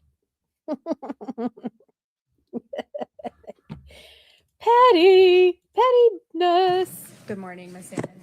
Good morning. Sounds already Yeah, before I upset. begin with her testimony, Ms. Amon's CV lays out her qualifications. The state's position is that she possesses the requisite knowledge, training, experience, education to satisfy 702A. If the court sees it differently, I'm happy to ask her some of those questions, but I prefer to focus my questions directly elsewhere.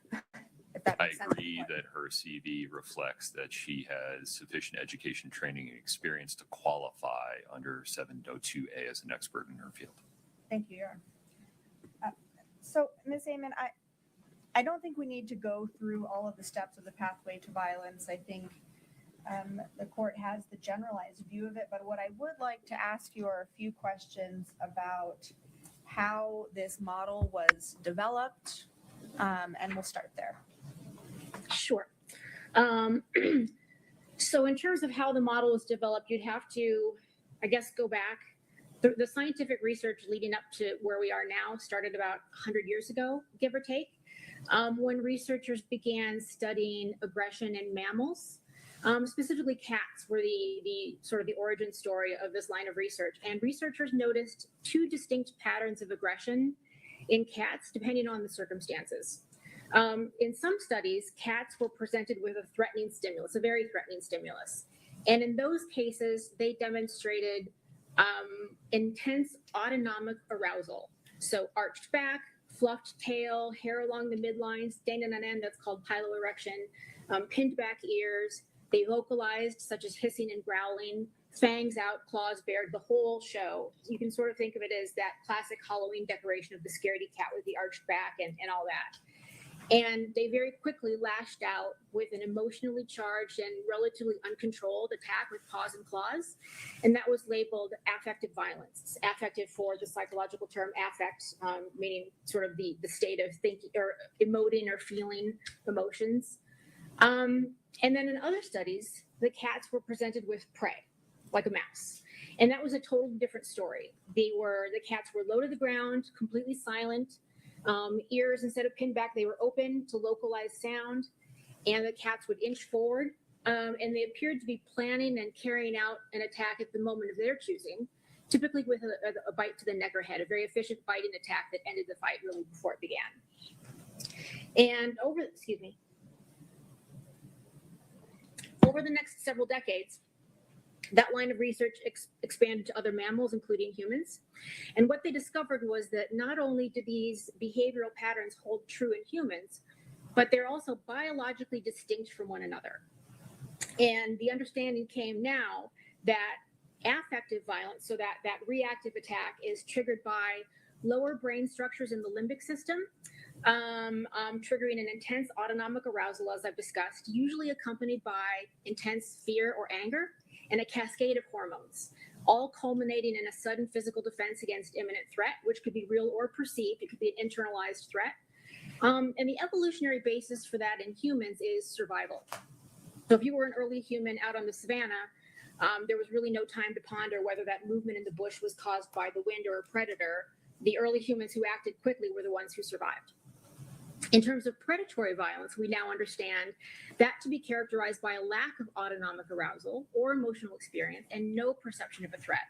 And that lack of stimulation allows for higher cortical activity.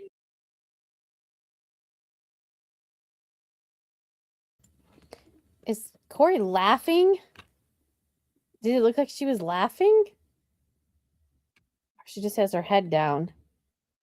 I hope she's not laughing, because this girl, you on trial. You need no.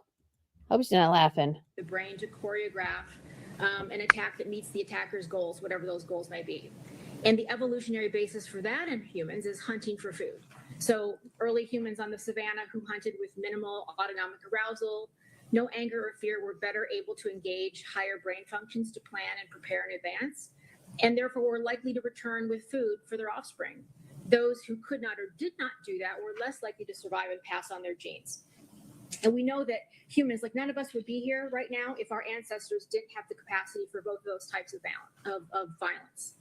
So fast forward to now, there have been studies on neurochemicals and hormones, neuroanatomical brain scans with PET and MRI to look at the differences between these two modes of violence, and all of them support the bimodal nature of violence. So that research evolved. I appreciate what she's saying, but did they do a PET scan on Kouri Richins to say she has a propensity for violence? Okay. All right. I should just let her go into her modes and methods, but interesting. More or less concurrently with behavioral studies that were going on in the 80s and 90s on attacks against celebrities, judges, governmental figures, and some others, all of which led to a very clear conclusion that intended violence is a process composed of discrete, sequential, and recognizable behaviors. And the pathway to violence model came into being at the conclusion of that time frame based on the biological data and the behavioral observation data from all of the studies, many studies. So that's kind of a 10,000 foot view of the science in terms of how we got to where we are now. So how is the pathway to violence used in the behavioral analysis community? We use it not to predict, but to prevent. And that's a very clear distinction that needs to be made. Prediction is not possible. We don't talk about predicting human behavior. We talk about preventing it. I would liken it to if, let's say, I'm your cardiologist and you came to me and you were very overweight, sedentary, hypertensive, you had high serum cholesterol, you had bacon for every meal, and you were super stressed out. As your cardiologist, I couldn't tell you that you're going to have a heart attack next Tuesday morning at 9:24 a.m. But what I can tell you is that you're at heightened risk for a cardiac event, and we need to manage your condition with lifestyle changes and probably some medication to lower that risk. That's how we work in behavioral threat assessment, and the pathway is part of that. It's only applied in cases where where someone has already presented themselves to authorities, to whoever, as raising concerns for violence. So the person is doing something that has brought concerns of violence to the table. Whoever's bringing us the case, maybe it's a school district, maybe it's a workplace, isn't sure what to do. We would begin to look at the behaviors the person is demonstrating, and our being on the lookout for possible pathway behaviors is one of the things that we would do. It's actually considered one of one of 8 proximal warning behaviors that we would look at to decide if this person needs a deeper look. So it's a tool. It's one of many tools we use. It's certainly been subject of many studies in terms of whether or not it's valid for measuring what we want to measure. That is behaviors that raise for us concern about whether or not violence might be on the horizon. And is the pathway to violence utilized, or could it be utilized in instances of targeted violence that only include one individual as the target? Oh, certainly. Targeted violence is targeted violence. They all share behavioral commonalities, particularly where the pathway is concerned. If you understand the nature of the items on the pathway, then you also understand that the majority of them are steps that most targeted violence offenders would pass through. Whether you're planning to kill 100 people or one person, you still have to make the decision to do it. You still have to engage in some planning, some preparation, even if it's very, very simple. Some people require a lot of planning and preparation. Some people require very little to get to a state of readiness. But it doesn't really matter what the size of the targeting is. That's not relevant. What's relevant is that certain behaviors must occur in most cases in order to get someone to a state of readiness to engage in planned violence. I'm not talking about unplanned violence or affective violence. That's not really relevant here. But most people will have to pass through some of those stages, if not all. Is the pathway to violence model generally accepted in the behavioral analysis or behavioral science community? Absolutely. It's completely foundational to what we do. I know of no learned and credible threat assessment professionals who don't believe in the pathway. It's at the foundation of what we do. It's included in virtually every aspect of what we consider the body of knowledge in behavioral threat assessment, which I used to administer. I'm a former chair of this national certification program in this discipline, and the pathway is very foundational.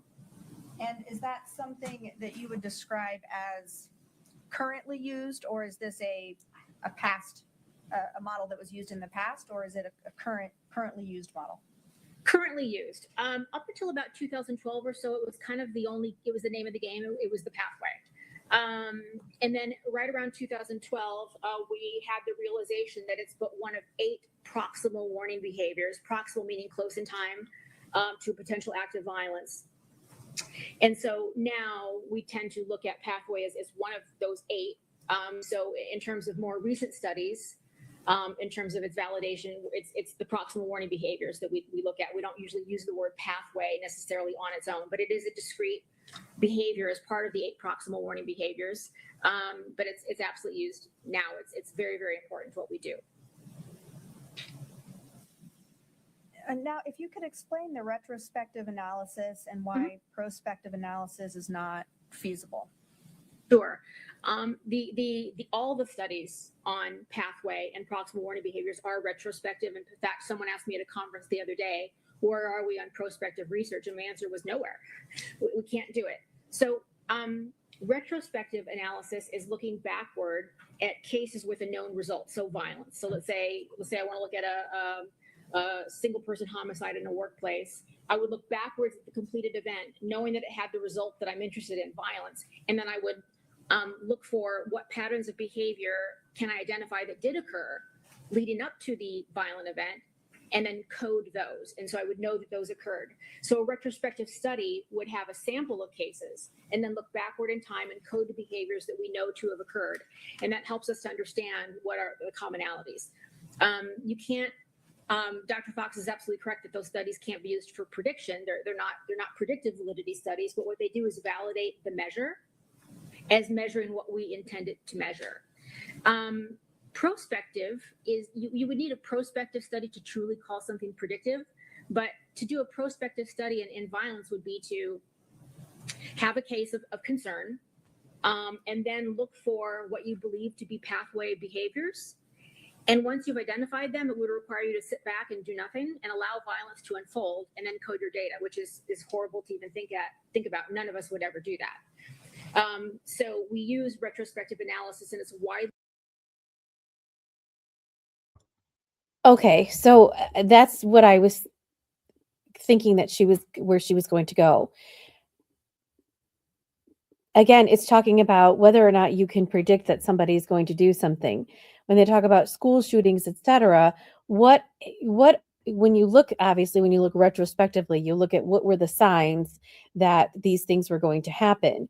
Let's go back to, if you heard about the case about the I don't know if it's kindergarten or first grade kid who had a gun in school, and they were all of sort of these trigger warnings that said somebody saw him with the gun, somebody saw him, he pointed the gun at somebody, he said he was going to shoot somebody, and then eventually he did. He shot the teacher, and then it was reported to the principal of the school, and the principal just said, let's wait. And they did go and check his backpack, but he took it out of the backpack. He had it with him. Like, well, how can this small kid have this small gun? Or you would know if he had a gun. Well, he had the gun, but there was steps that were happening through in real time that nobody took, and then obviously the event occurred. So she's right in saying that you can't just go ahead and look at this kid and say, oh, he's going to do it. Obviously, at some point in time, looking retrospectively back, she should have done something about it, etc. But when you're looking at this through like a lens of every person, every kid, if you just target this one kid and you look at it, she's calling it prospectively, you're targeting this kid and thinking that he's going to go ahead and pull this trigger. You're profiling him. We talk about profiling, right? Racial profiling, when police officers see a African American person driving by and they pull him over, we think you're going to commit a crime. That's racial profiling. Profiling an offender well before they go ahead and commit this crime, is that against somebody's civil liberties. So we're going into some gray areas there. But let's continue on with what she has to say. But it's very, very interesting perspectives. Acceptable in the behavioral sciences as a research strategy. Thank you. Just a moment.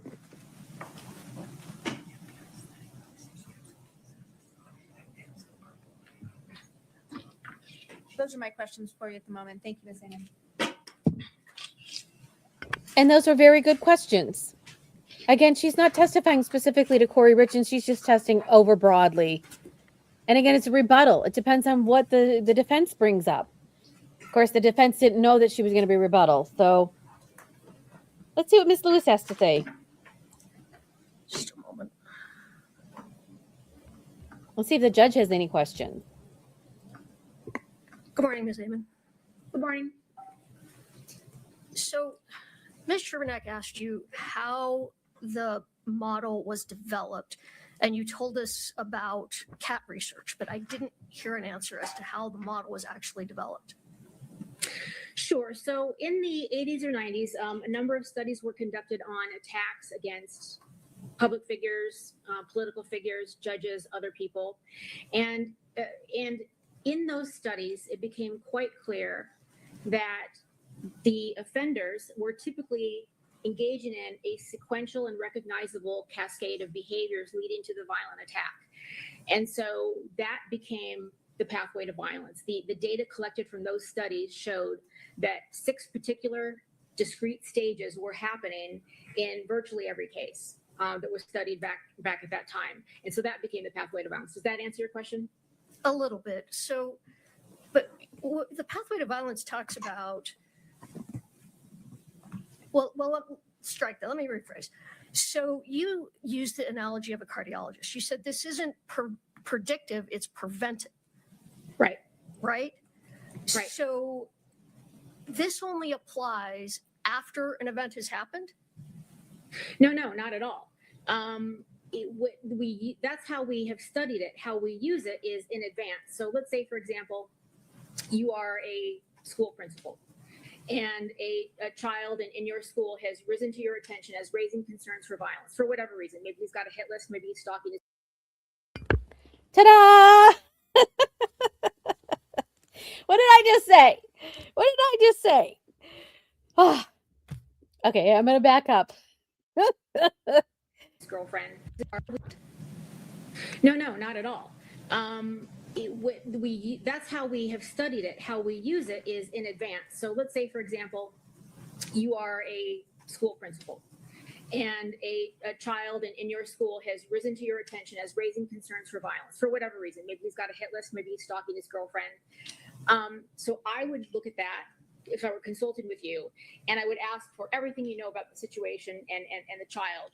And I would look for evidence of these 8 proximal warning behaviors primarily that we know to be well correlated with subsequent violence, including the pathway. And if I saw evidence of any of those, then I would advocate for active management of the case to try to reduce the violence risk. The general rule is that once you observe one or more of the proximal warning behaviors, then some sort of active management is necessary to prevent violence. So we're managing behaviors of concern in the present to prevent violence in the future. We don't know that the child is ever going to be violent, but we're not waiting around to find out. We're going to take active steps to try to prevent and manage. And you have no idea if absent those active steps, would that child ever have committed violence, true? No idea is a bit strong, but do we know? No, we don't know. That's correct. Someone can certainly ride the pathway all the way up to one of the upper steps and then never do a thing. That's entirely possible. All right. So you talked about Okay, so she is talking about, oh, you can't see me. So I talked about this earlier. She wants to look and see what are the pathways, et cetera, that this child in the high school may or may not go and unalive other people, and what are the warning signs, right? Well, I just used the example of this child in the school who shot his teacher. They had all of these warning signs, and they did nothing. If you go and you look at some of the past school shootings, they had a whole bunch of warning signs, and they did nothing. Then the shooting happened, and retrospectively they're like, oh, I should have done this, I should have done that. So they're learning from it, but as they're going in real time, they have to assess each threat and say, is this person actually going to go and commit this violent act, right? So it's a theory. It's a theory. It's not scientifically set that says if these people do these 8 things, bam, they're gonna commit the violence. That's my issue. That's my problem with this. But again, she's not using it to say that Kouri Richins did this. She is using it and saying, overall, this is what the theory is, and this is the propensity to the violence. That's my thoughts and opinions. We'll see. that it has been subject to many studies. Could you tell me what studies this has been subject to? Sure. Yeah, I was a little bit surprised to hear Dr. Fox say that it has been subject to no studies. The most recent study that was specifically on the pathway and only pathway came out in 2024 in the Journal of Threat Assessment and Management. And they had a very high, actually high inter-rater reliability score in that study. I would say the majority of studies in the last decade are more on proximal warning behaviors is the label that you would have to search by rather than pathway. They're on, almost more than I can count. Public figures, mass attackers, intimate partner homicide offenders, other sorts of family offenders like paternal filicide, maternal filicide, that kind of thing. Workplace, classroom. The journals are really littered with studies looking at proximal warning behaviors. Are there any peer review studies that you can point to that adopt this? All peer reviewed studies, all of them. What are they? Well, I supplied a list to Ms. Chevernak when they first contacted me, but the most recent one that I mentioned in 2024 is called "Are All Pathway Behaviors Observable? A Quantitative Analysis of the Pathway to Intended Violence Model." And that came out in the Journal of Threat Assessment and Management. So the same one you just told me about. Yes. Okay. All right, so it's not a predictive model, it's a preventive model. It's not capable, you can't generate any numerical score, correct? No. Using this. And it's not designed to determine if a specific individual is going to commit violence, correct?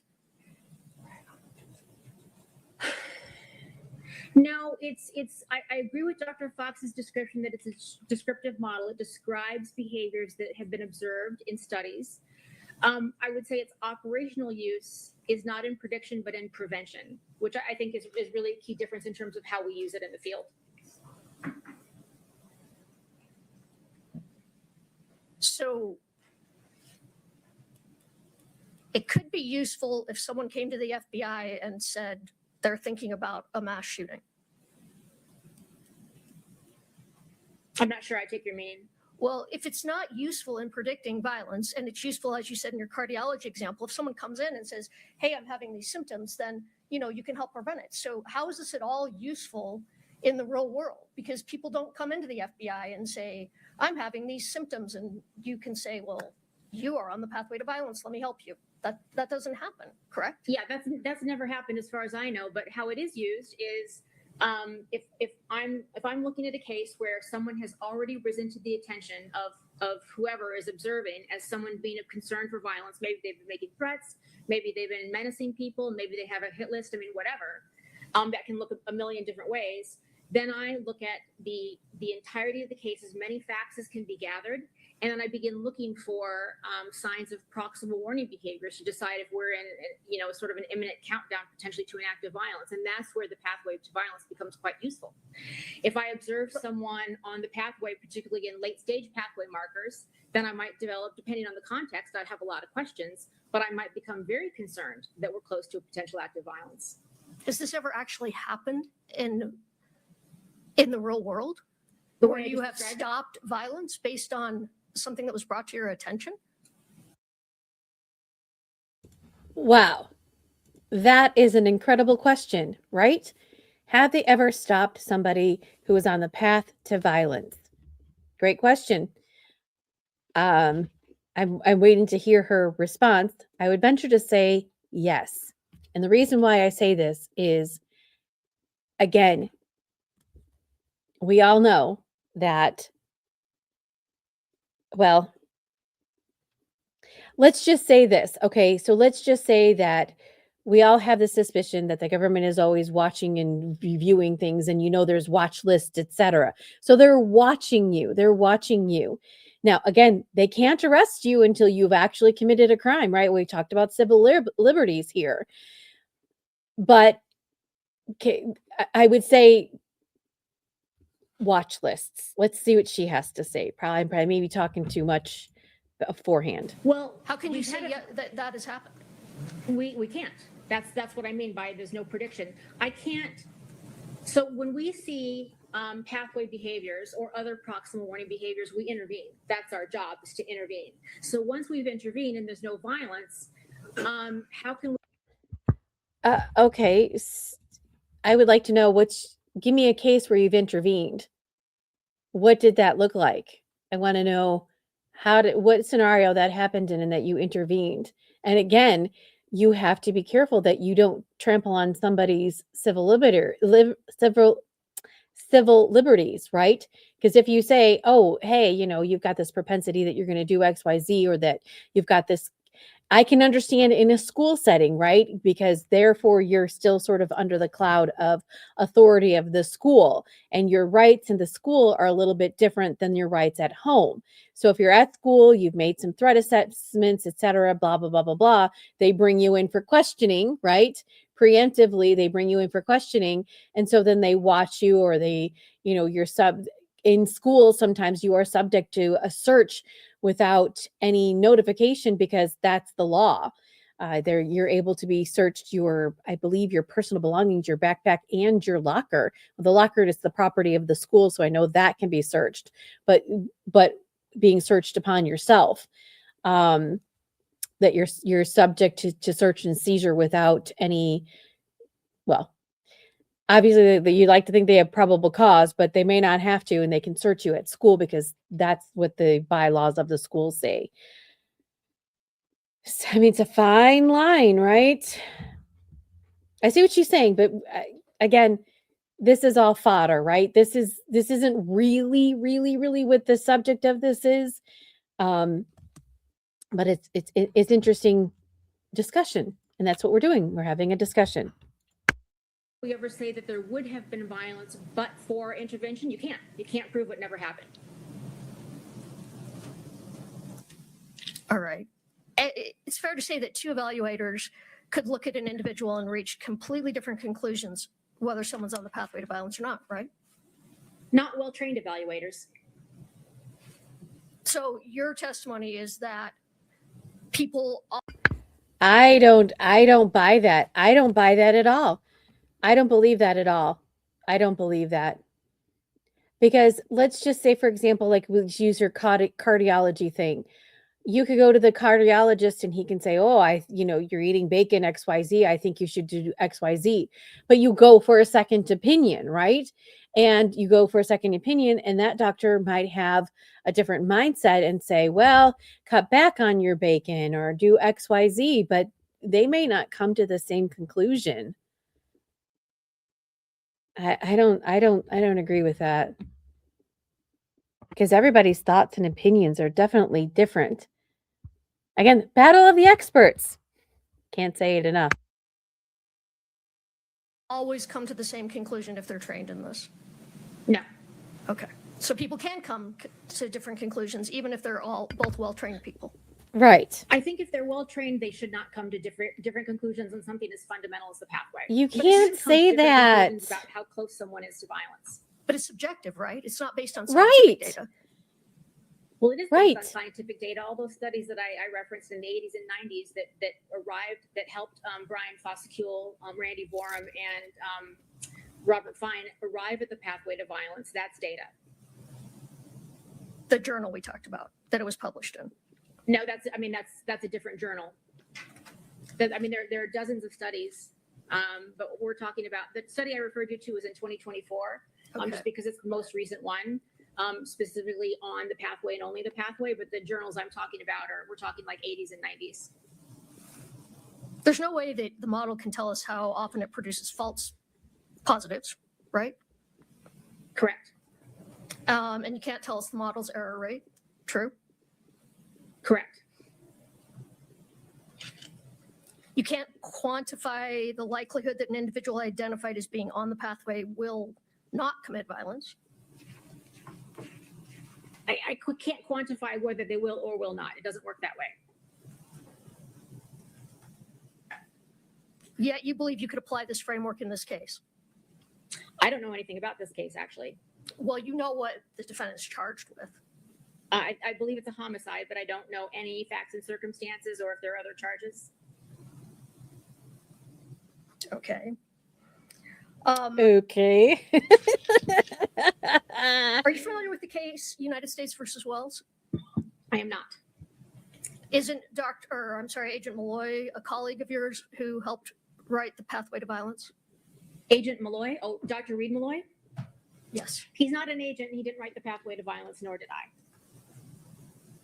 So you're not aware, you gave the example of workplace shooting. Okay. So you're not aware that that is the exact case that was rejected as the science being unreliable in the United States versus Wells. You're not aware of that. I'm sorry, I have no idea what you're talking about. All right. Have you testified in a homicide trial about the pathway to violence previously? I have not. Have you testified as an expert? Oh, those are good questions. Those are good questions. Ooh. Will that have any weight or bearing on the judge? Ooh, those are good questions. Okay, I'm going to back up because I reacted. Science being unreliable in the United States versus Wells. You're not aware of that. I'm sorry, I have no idea what you're talking about. All right. Have you testified in a homicide trial about the pathway to violence previously? I have not. Have you testified as an expert previously? I have not.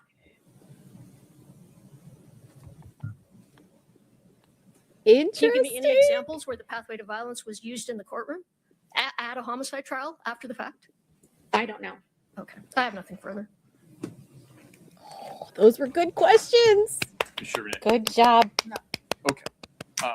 Good job. Ms. Ammon, thank you. You're welcome to. turn Oh, off the judge has no video, questions. etc. Why don't we take a 10-minute break and then we'll come back. Thank you. Come back at 11:10. Thank you. Court's in recess. Manuel. Okay, the court's going to take a recess, but we aren't because we have a lot of Zoom room. But I just want to go backwards a little bit and talk about this. I mean, both of these ladies, highly respect their thoughts and opinions and what have you. Not disparaging either one of them. They both are incredible people. But again, we talk about whether or not you have the expertise in order to testify in a trial. And if you haven't testified before, if this hasn't come in before, why should it come in now? And that's the question, right? This is a legal battle. This is a legal battle between the prosecution and the defense. The defense wants to keep out the prosecution stuff. The prosecution wants to keep out the defense stuff. If this witness, the prosecution's witness, Miss Ammon, if she can add value and help the jury understand sort of the reasonings why Kouri Richins or people in general do XYZ, if it is going to help assist the jury, then the judge is going to say, okay, yeah, let's bring it in. If not, he's going to say, nope, I'm sorry. It's going to confuse the jury. It's too much of like her opinion because you have to have methodology, scientific stuff to back up what you're saying. You can't just get on the stand and say anything, especially if you're an expert. If you're an expert, you have to have the science that backs it up. That is the case law. If you're just going to get up and say anything, you can't do that, right? So that was what Miss Lewis was trying to assess from her. What do you have scientifically wise to back this up? So, and the prosecution's not dumb. They're not just going to put on a witness that just is willy-nilly going to say anything. They're not going to do that. So it'll be interesting. Again, will the judge allow it in for a rebuttal? Will he allow the battle of the experts to happen? He doesn't want to jeopardize this case. So we are going to zoom.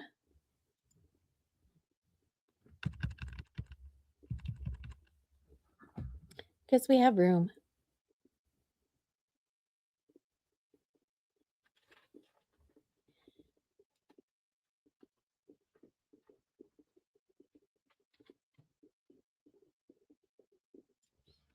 All right, let's bring it up. Where are we at? And based on his experience, She's arguing. The feed hasn't come up, so we're in the middle of her arguing. But it wasn't an expert. Okay, sorry, I talked over her. Okay, so as you see, the court came back, but they didn't bring it up. So remember, they're on a delay because the judge doesn't like live streaming. So Miss Lewis is making her argument. So we're mid-argument. Sorry. Right. Area where we see this happening. But it wasn't an expert witness exactly. It was a detective who was testifying based upon experience.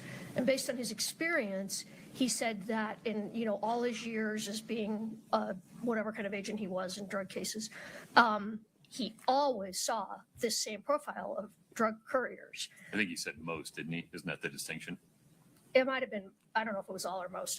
It was most all. The key part of the case is that he said most, and that's how Justice Thomas said, well, that's not impermissible under 704B because it acknowledges that there are some outside of most who don't know. Either way, it's different because he was an experienced witness, not an expert witness.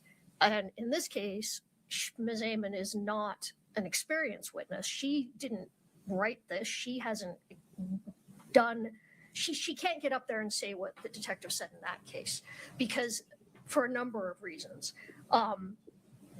Other people did May the I- studies. May I cut to the chase a little bit here to Sure. see if we see it the same way?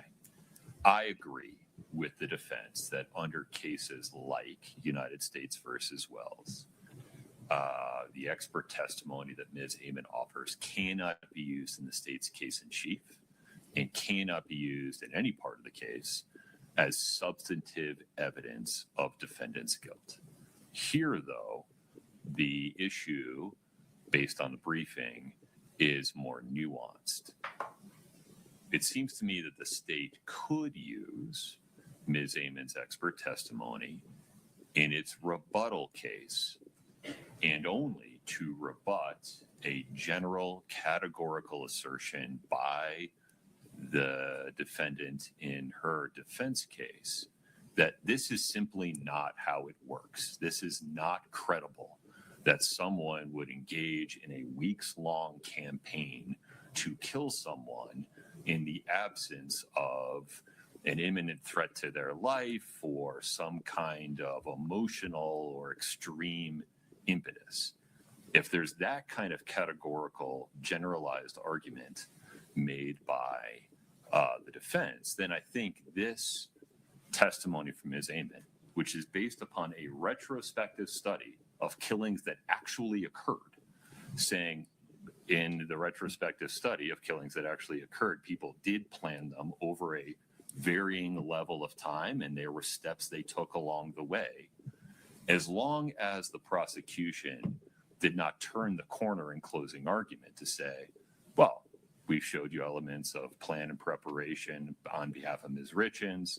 You heard Ms. Amon, so that shows it's more likely than not that Ms. Richins killed her husband. They can't do that in closing. That would be using an inappropriate profile-like argument. But to rebut a categorical, generalized statement from the defense that this is simply not the way homicide works, I think that would be helpful to the trier of fact under 702A. Tell me why not. Well, first of all, this would be the first time that Okay, exactly. So the trier of fact, right? The jury is the fact finder.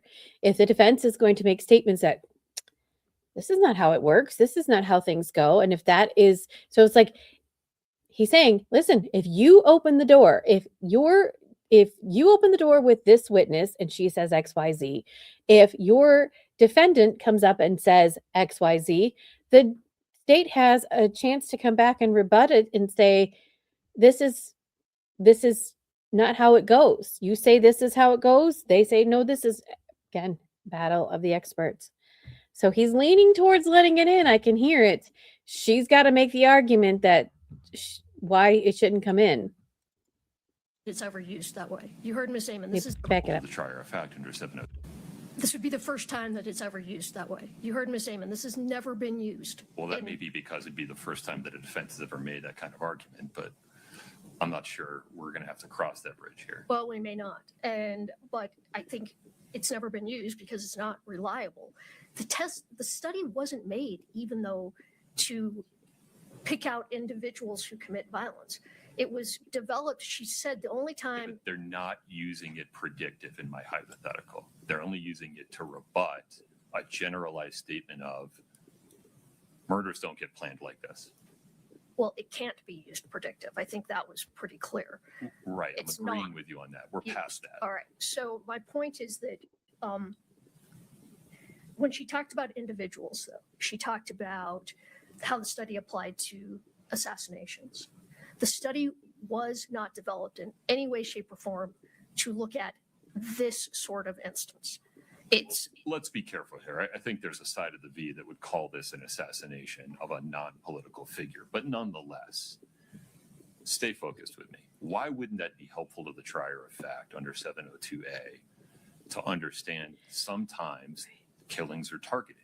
We know because we've studied killings that have actually occurred. Sometimes they're planned. Sometimes they take time for that plan to develop.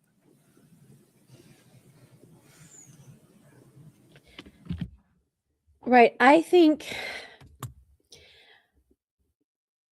I think Miss Lewis is trying to say, well, they're targeting, and they're not. They're not specifically saying this to your client. It's a very broad and overall arching of the story. She's not specifically saying Miss Richins, and she obviously doesn't know anything about the case, so she can't attest to that. But Miss Lewis is sort of getting up in the minutia of, well, specifically this and specifically that, and it's not going towards that. So the judge is not agreeing with her. I can already see. I guess I don't understand how that's helpful. Yes, I don't isn't that general knowledge that sometimes killings are planned? I don't understand. I don't know if it is or not, but it's that would be like if the defense is going to make the argument, these things are never planned. This is simply not the way it works. Now, I don't know if you're going to make that argument, but you're asking me to exclude Ms. Amen under any circumstance, and I'm not sure you've carried that water. Well, we're asking that she be excluded because it's under I'm going to move also under 403 and 404B. It's highly prejudicial for someone to get up there and tell a jury, I'm an expert, and it's if we were to make that argument, which I don't know, let's see, we were to make the argument, she's a mother, she wouldn't have killed the father of her children. How prejudicial is it for someone to get up who claims they're an expert, who's not an expert, never has testified, never has used the study in this way, and then tell a jury why we're wrong? Yeah, but you changed my hypothetical. Ms. Amen doesn't comment in any way on the specifics of one mother killing her husband or the father of her children. I'm not suggesting you can't make the argument that Kouri Richins had so much to lose by doing this, it reduces the likelihood that she did it. But that opens the door for Ms. Amen to come in under your hypothetical No, to it say, does not. no, that could happen. Please stay focused. Okay. A general, absolute, categorical statement by defendant. Murder doesn't happen this way. They're always emotional. They're always in response to a threat. They're always as part of a fight or as part of a criminal enterprise. I don't know what you'd say, but if you want me to exclude her entirely, I'd have to say that there is no set of circumstances in this case under which her testimony would be helpful to the trier of fact, and you haven't carried that burden. So you're saying that, in your view, the only way her testimony could be relevant is if the defense says this kind of murder would only happen in a enraged emotional state. Yeah, or in response to a threat. Or in response to a threat. That's the only way this is coming in. Right. That seems to be correct. Tell me why that isn't correct. Well, I don't know that we really even have a problem if that's the court's ruling, that it's only coming in under one specific circumstance.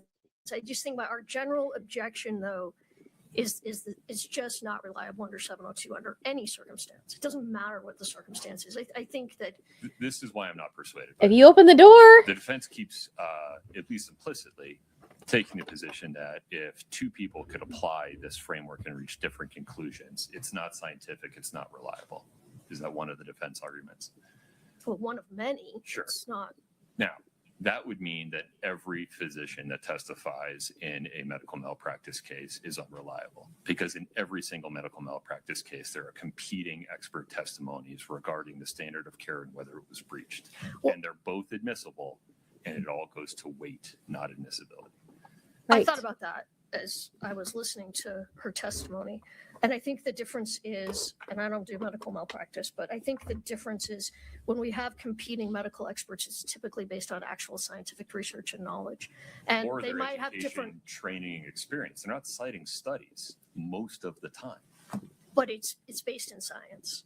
You can get two experts who have a different opinion when they apply the science, but this isn't any applied science of any kind. This is just a completely subjective theory. But the law enforcement expert in Diaz wasn't applying science either, but he was offering specialized education, training, and experience. That's the subject of Rule 702. Well, he was not an expert, that's true, but he was in applying. Utah, he would have to be qualified as one in order to say what he said. I know we see that in federal court all the time. They're applying their own experience. I am a DEA agent. I have arrested 1,000 drug couriers. Of those 1,000, the vast majority fit these characteristics. That's very different than what Ms. Amon wants to testify to. It's very different. I think the rigor of Ms. Amon's testimony is greater in terms of, here are the studies. We looked at killings that actually occurred, identified these factors. We've published it. We've added it to the model. This is how we use it, full stop.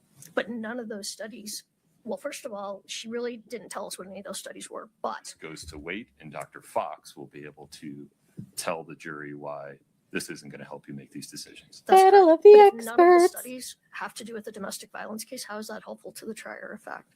Because if you're going to make a categorical people don't murder people this way statement, it has nothing to do with domestic violence anyways. And I think one of the other problems is when she stated you can go all the way down the pathway of violence and then they don't commit a murder. So how is that even helpful? That increases the reliability of her testimony instead of decreasing it, because it acknowledges that there are people on the pathway that fall off. So it's a most, not all, a la Diaz. Right. And you have the right to cross-examine her, right? You have the right to say, hey, your study's not reliable. And then the trier of fact, the jury, gets to weigh that evidence and say, it's just junk science. I don't believe what she has to say. I mean, you're doing your job. You're doing a good job. You guys are all doing a good job. Let's continue. Sorry, Miss Lewis. Last word, because I think All right, I'm good, with yes. my ruling here. Ms. Sherman. Your Honor, I don't know. that You're I have winning. much to add. I think that the type of testimony that Ms. Amon would offer fits squarely within 702. She has specialized knowledge that would assist the trier of fact in making a fact of consequence more or less likely, and that they, being the jury, could use the analytical framework of the pathway to violence, taking the facts that they've heard presented or theories that they've heard presented through witnesses, and applying them to a framework that Ms. Amon lays out to understand how a person in a position commits a murder under certain circumstances. That testimony assists the jury in understanding how this case could play out, how it explains a theory, or rebuts the theory put forth by the defendant about how this murder was committed and why it was committed. And the jury can use the framework that she presents or wholly discount it if they find it doesn't apply. And that would be up to the jury to decide. But given the type of testimony that Ms. Amon proffered and that we expect her to present as a rebuttal witness, it fits solely within 702. And for those reasons, it's admissible.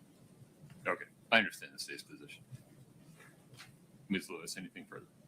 I guess my last word is just that under 702, I don't see any scenario under which this is a reliable science that could be presented to the jury. And I also don't think the testimony was that the pathway to violence is a most. It's an occasional. It's a few. So I don't think that they're to admit this is reliable under Rule 702 in any matter, I think is inappropriate. Okay. All right. All right, the issue before the court is whether Ms. Amon's proffered expert testimony should be excluded in its entirety. The motion is made under Rule 702 and 403 of the Utah Rules of Evidence. The court addresses Rule 702B first. It provides that scientific, technical, or other specialized knowledge may serve as the basis for expert testimony only if there is a threshold showing that the principles or methods that are underlying in the testimony are reliable, are based upon sufficient facts or data, and have been reliably applied to the facts. Here, first, it bears noting that Ms. Amon is being offered as a blind expert. She is speaking about general principles, not applying a framework or analysis to the specific facts of this case. Moreover, her testimony is based upon a retrospective study of killings that actually occurred And based upon that retrospective study, her testimony identifies some commonalities that exist among completed killings, while also acknowledging that people that begin on the so-called pathway to violence often fall off at any of the stages, sometimes begin again and then fall off again. That just because they begin on the pathway does not predict or mean that they will complete a killing. Under Rule 702A, the court finds that based upon her education, training, and experience, as shown in her CV, Ms. Amen is qualified as an expert in this field. And the court finds that her testimony based upon that retrospective study is sufficiently reliable and based upon a sufficient set of facts or data, given her description of those retrospective studies and their updates over time, to satisfy the minimal threshold for reliability under Rule 702B for a blind expert. The real issue is whether her testimony would be helpful to the trier of fact under Rule 702A, and under what circumstances. To be clear, under cases like United States versus Wells, 879 F. 3rd 900, which is from the Ninth Circuit in 2018, Ms. Amen's testimony cannot be used by the state in its case in chief as substantive evidence of guilt. And even if she's called as a rebuttal expert, the state cannot refer to her expert testimony as a basis for the jury to draw comparisons that would weigh in favor of a substantive finding of guilt.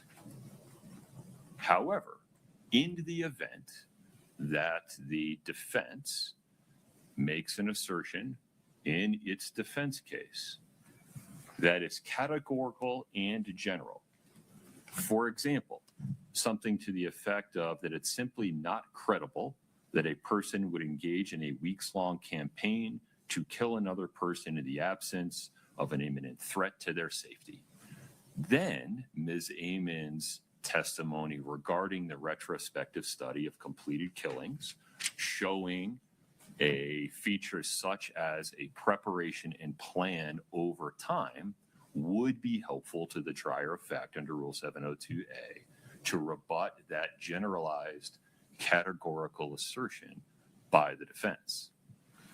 If the defense makes an assertion to the effect of Kouri Richins did not commit these crimes, and one of the reasons you can be sure of that is because Kouri Richins had so much to lose in her personal life and her family life if she had, that is a case-specific level that Ms. Amen's testimony would not be helpful in rebutting.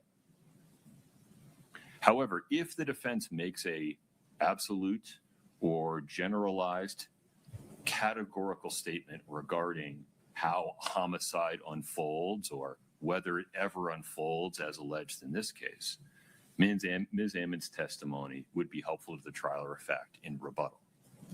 And it would not be unfairly prejudicial in a way that substantially outweighs its probative value, because it would not be able to be used by the state as substantive evidence of guilt. Rather, it would only be used to rebut the defendant's categorical assertion regarding features related to homicide. The court acknowledges that pursuant to this ruling, the likelihood that the defendant is going to make such a categorical high-level argument is pretty low, which means that the likelihood that Ms. Amen will ever be called to testify is also pretty low. But the fact remains that there is not a basis to grant defendant's motion in full, because there is a cognizable basis upon which her blind expert testimony would be helpful to the trier of fact under Rule 702A, and which its probative value would not be substantially outweighed by the danger of unfair prejudice under Rule 403.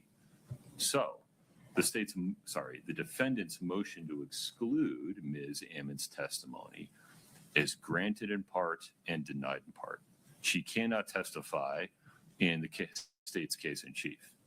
The state cannot use her testimony, even if it comes in rebuttal, as substantive evidence of guilt, either directly or by inference.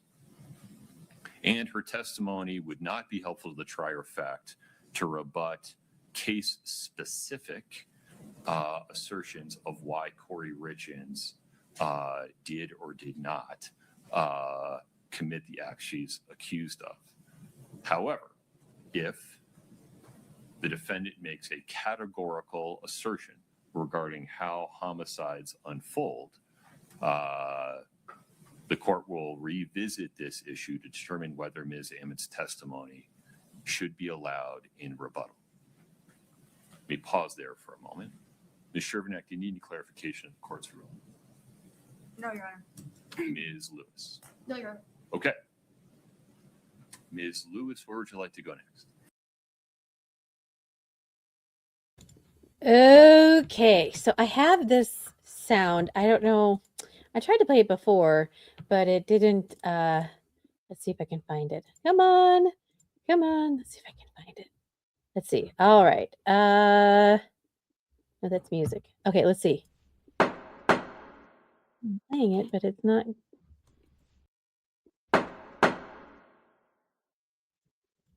All right. Well, it's not going off. It's a gavel. So we'll just go like.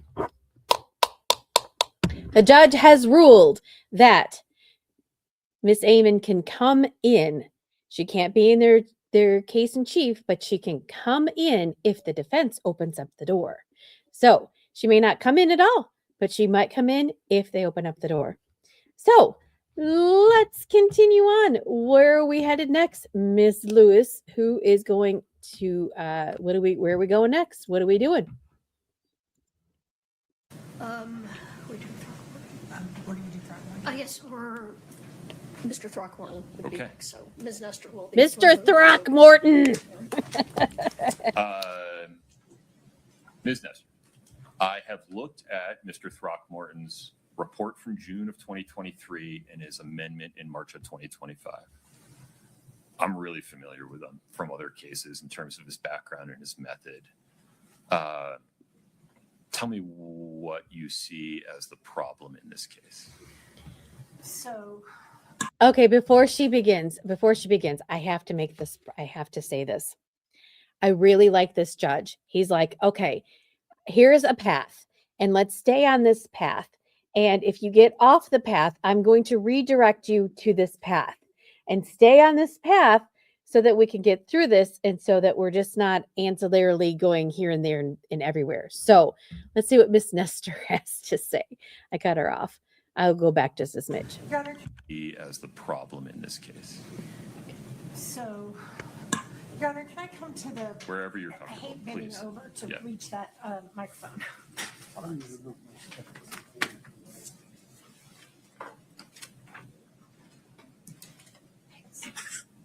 May it please the court, good morning. Your Honor, as far as Mr. Throckmorton's testimony, the objections that we have to his testimony, it's basically focused on the first prong of 702, which is whether or not his testimony can be of any assistance to the finder of fact.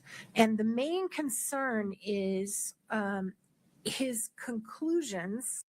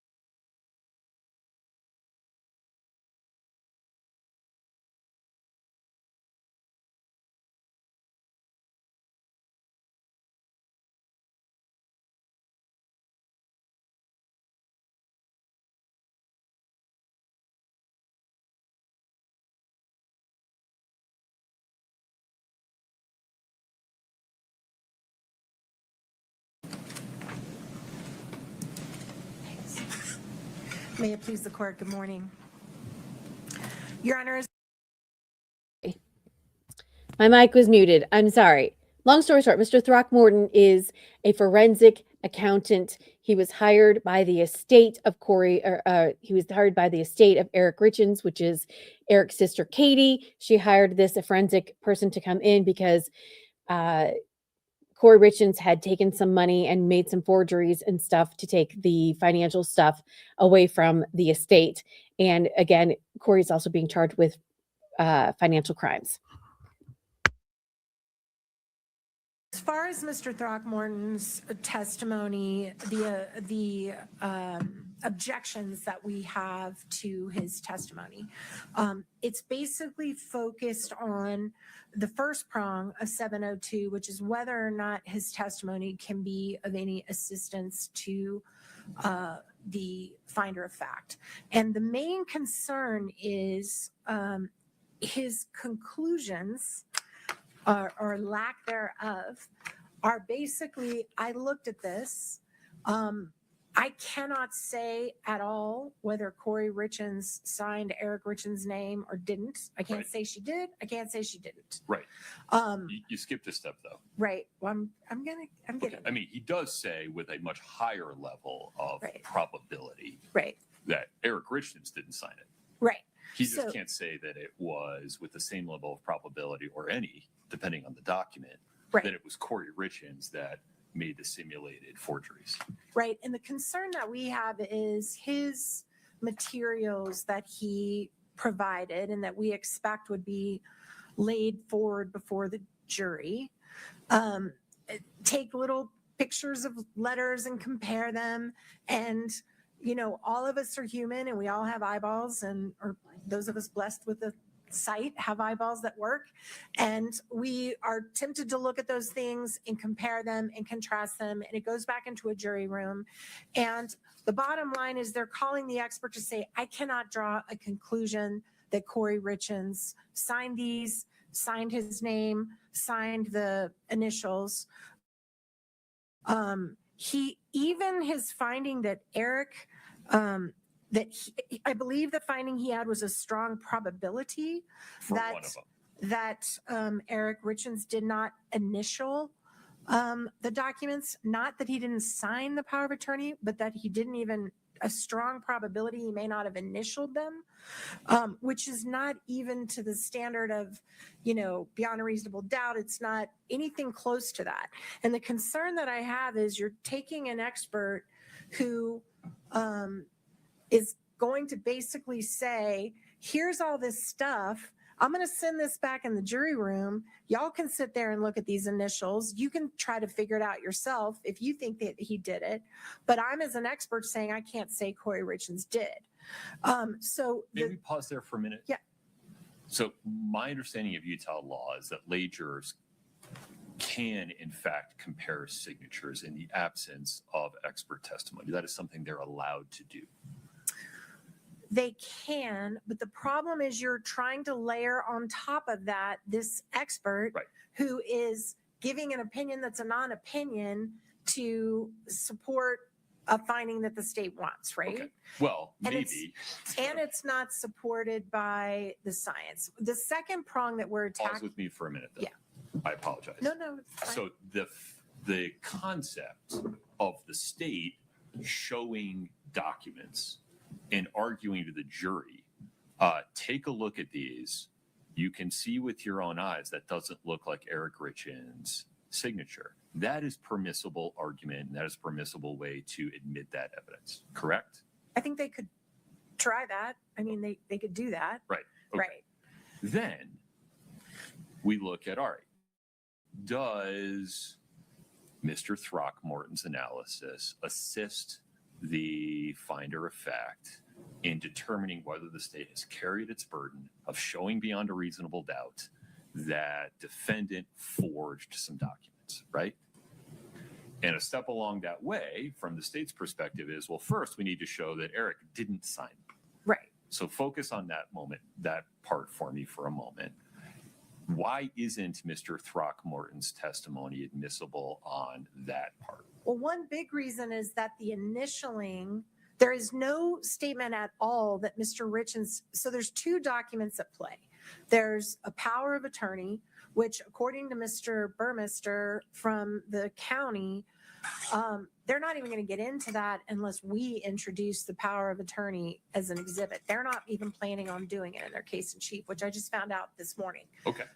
But let's say hypothetically, for some reason, we need the power of attorney. They're not even saying he didn't sign it. Like their expert is not saying that's not his signature. They're only questioning whether he initialed each and every little blank on the side, right?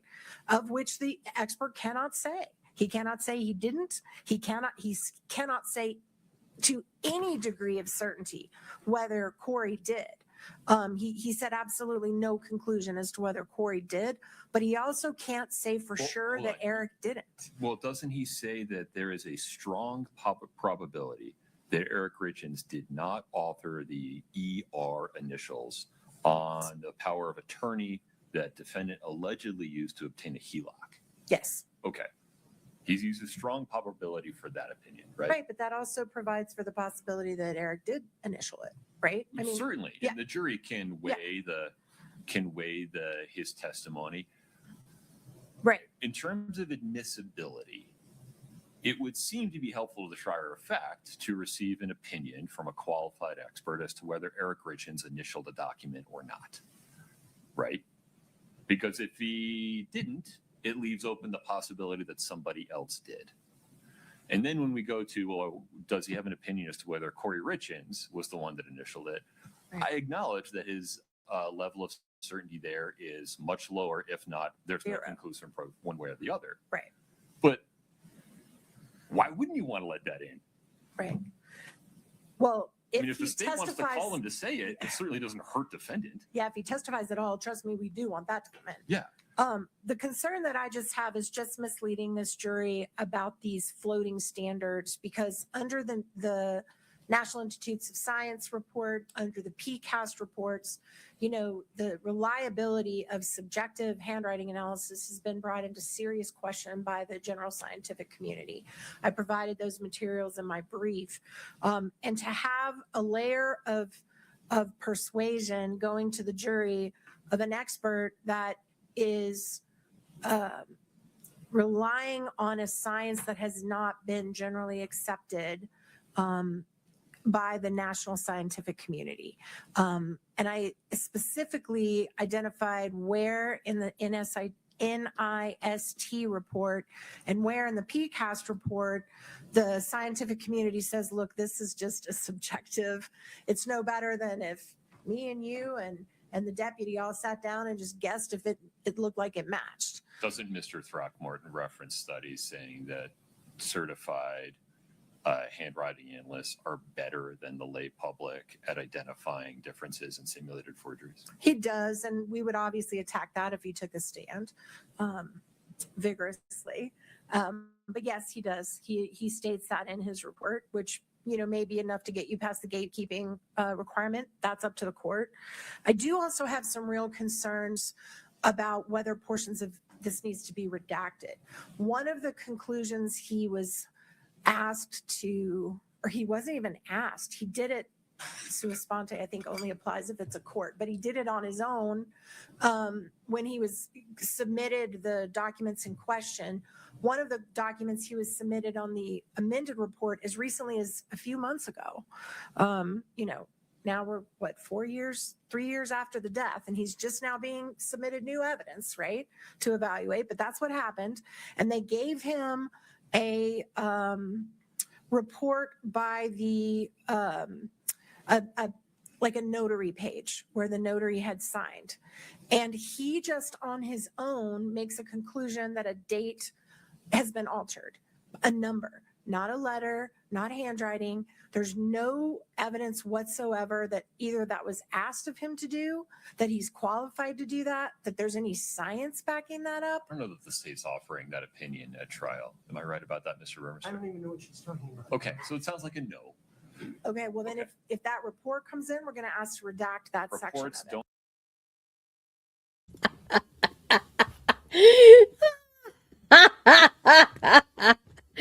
Your Honor, I don't even know what she's talking about.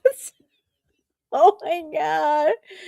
Oh my god. Did you see? We got to go back. You got to look at his, so you got to look, he's right here. You got to look at his posturing. It's hilarious. It's so hilarious. Let's see. That he's qualified to do. Am I right about that, Mr. Rivers? I don't even know what Here you she's go. talking about. Okay, so it sounds like a no. Okay, well then Okay. if that report comes in, we're gonna ask to redact The that section reports of it. don't come in, they're hearsay. Okay. His demonstratives may come in. Okay. He usually They're has trying. They're he doing their does, job. in They're fact, have trying. She's demonstratives, and trying. Those will need to be disclosed to the defense, but the report's Super hearsay. funny though. Right. Come on, keep And going. also whether or not, I mean, that'll go to wait. We'll deal with that when he takes the stand. So I think really that it's really a two-based argument that we presented to the court. Two bases for our argument. One is that we don't believe it's helpful because there is no conclusion.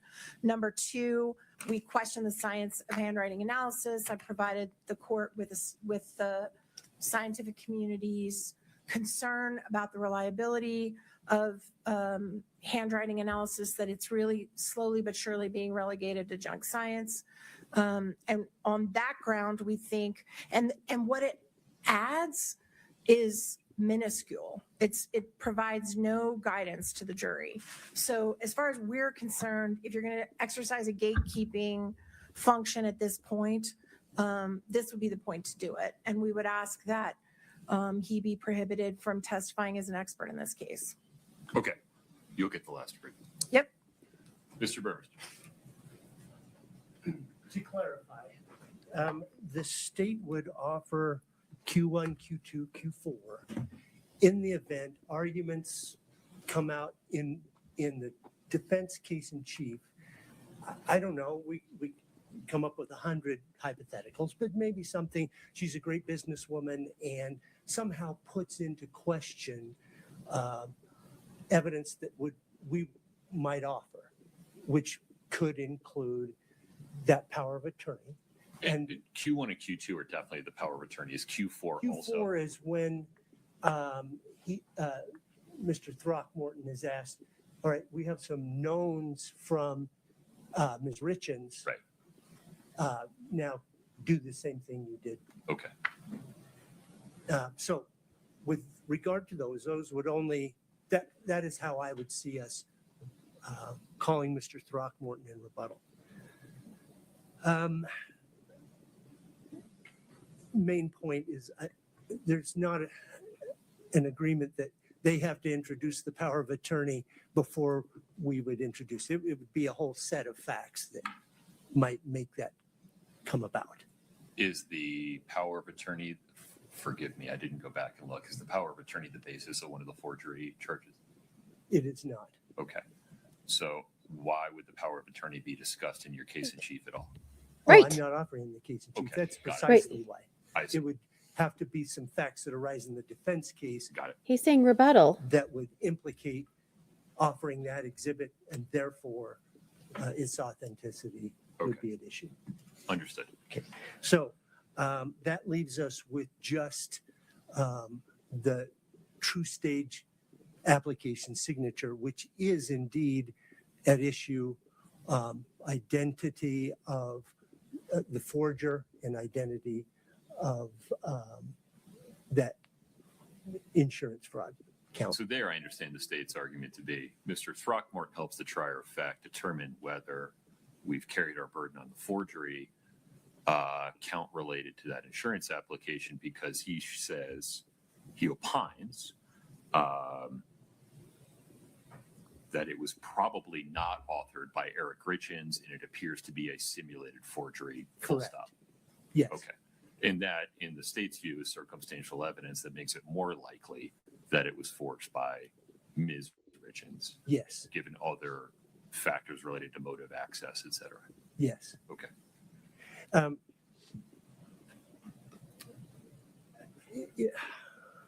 I get the sense.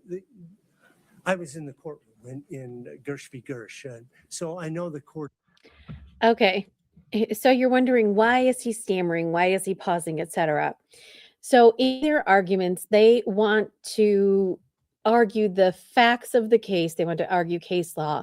They also don't want to show their hand and say, Your Honor, we're going to say this, this, this, and this, and that. And that's what he's going to say. And this is our case. They don't want to give that away. They don't want to tell the defense exactly how they're positioning them. So he's trying to think very carefully about what he's trying to say to make his argument. So that's why he's stammering. I'm gonna back it up just a second. Yeah, I get the sense. I was in the courtroom in Gersh v. Gersh, and so I know the court is familiar with Mr. Throckmorton, and we've proffered all those in our pleadings, all his qualifications. So I don't intend. Apparently, Mr. Throckmorton is a very, very important person who's been before this court and this judge before. So his expertise is well known and probably sought out after. Maybe the state, it's like their state financial dude, right? That's what we're going to call him. Throckmorton, financial dude. To talk about that. However, there is a notion, and Mr. Throckmorton is here, present in court. We can call him as a witness. Call him. Call him. Where is he? How introduce us. Handwriting comparison has been used in courts for 200 years. And since the You really want to go down? Do you really want to go down that path? She just said what she thought about the handwriting experts. The judge kind of said, yeah, he kind of agreed. Do you really want to go and argue that? An intense professionalization of that theory. And that history goes to prong C for demonstrating its threshold. I would also just like to address two other things, and that is the pathway forward, 2009. What's your book you got there? The scientific committee who's addressing all, it's what is the status of every single forensic science? And there's a portion about handwriting, and the committee agrees that there may be some Pathway value forward? in handwriting analysis. The scientists who composed this document, of course, hold DNA at that time as being the gold standard. Obviously stated there were some things that need to be addressed, but certainly doesn't say it ought not be admitted. PCAST doesn't even directly address handwriting. It says all these other sciences like handwriting, these same things should be applied to them. But none of them say scientific community is rallying around some notion that it's junk science. Certainly not the state of Utah. I've looked. I cannot identify any time that Mr. Throckmorton has been excluded in the state of Utah. I can only find cases in which he's been admitted as an expert. Unless the court has further questions. I understand the state's position. Ms. Nestor. Nothing else, Your Honor. Okay. Do we have an Before answer? the court is the defendant's motion to exclude the expert testimony of Matt Throckmorton. Mr. Throckmorton is offered to testify that the Eric Richins signature on the True Stage insurance application that is the subject of the charged forgery was probably not authored by Eric Richins and appears to be a simulated forgery written by someone who is familiar with or has access to Eric Richins' known signature. In addition, Mr. Throckmorton has been noticed as someone who may offer testimony in rebuttal or impeachment that there is a strong probability that Eric Richins did not author the ER initials on a power of attorney that the defendant allegedly used to obtain a HELOC on the Richins home, and that there are mere indications that the defendant wrote those initials. The court determines under Rule 702A that testimony which would come in the state's case in chief and perhaps in rebuttal, respectively, is helpful to the trier of fact because it would assist the trier of fact in determining whether the state had met its burden to show that Ms. Richins committed the charged forgery count regarding the True Stage insurance application and may be relevant to show Ms. Richins' conduct related to the HELOC in rebuttal.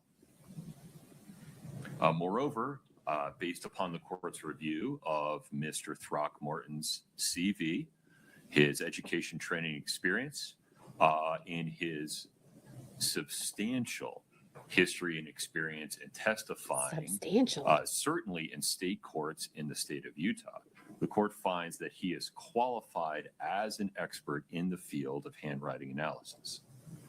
Regarding defendant's objection to the reliability of Mr. Throckmorton's analysis, the court finds that his analysis and his methodology, and therefore his testimony, are sufficiently reliable under both rules 702 subsections B and C.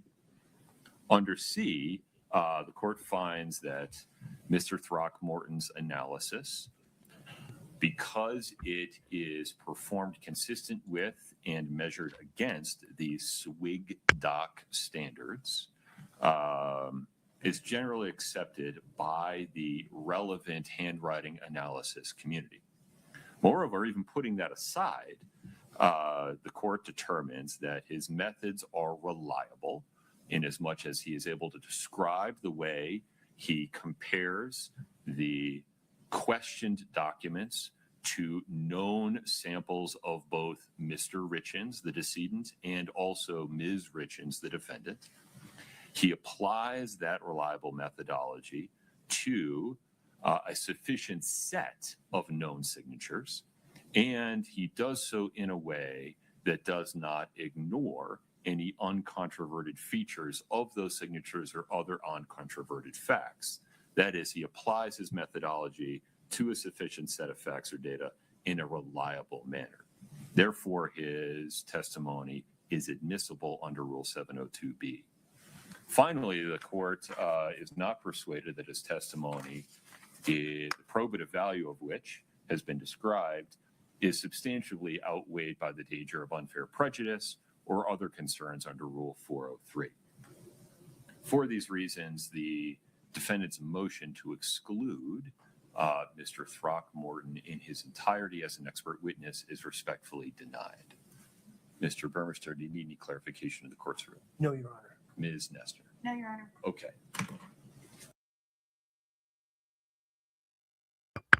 All right, so there you have it. Mr. Throckmorton can go ahead and testify.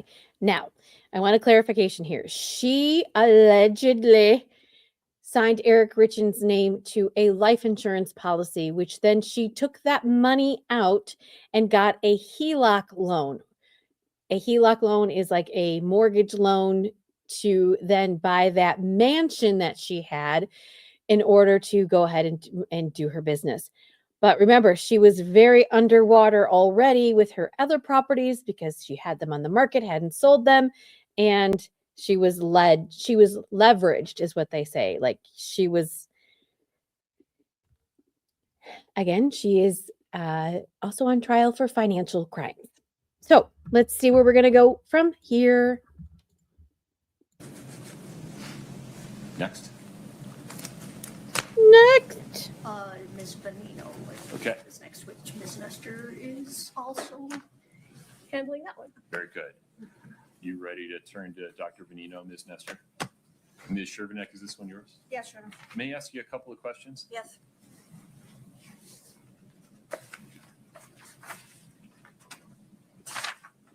Dr. Okay. Bonino. Ms. Shervanek, is there any admissible evidence of domestic violence by defendant against Eric Richins prior to the allegations related to February 14 of 2022? I don't believe that would be presented in the state's case in chief. Okay. Is there any admissible evidence that Eric Richins had any subjective knowledge that defendant attempted to poison him on February 14, 2022? That he had knowledge of it? Right. Yes. Tell me what admissible evidence there is of that. Oh, We went through this for a couple of hours with Mr. Wright. We did. I spent some time on this yesterday. I don't know that there's any other admissible evidence that would show that Mr. Richins knew that anybody had attempted to hurt him. okay. Whoa. Pause. If you're not familiar with this case, Kouri Richins allegedly had given a fentanyl breakfast sandwich to Eric on February the 14th. He had a severe, what we call allergic reaction to it, or he had a reaction to it, right? And she was off with her paramour at one of her properties, or maybe his property, I'm not sure. And he was having this reaction, and she told him, just go lay down, just go to bed. He's like, like, what should I do? And he wanted to go, I think he wanted to go to the hospital, and she's like, just go take a nap. It'll be okay. So this is interesting. Did he have prior knowledge? Did he know that she was poisoning him or going to kill him or whatever the circumstances are? So I'm going to back up judges here just a second. That we went through this Good for a couple of hours with Mr. Wright. We did. I spent some time on this yesterday. I don't know that there's any other admissible evidence that would show that Mr. Richins knew that anybody had attempted to hurt him.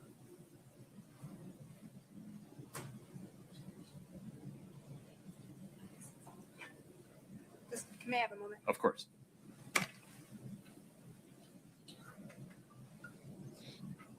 What's your evidence?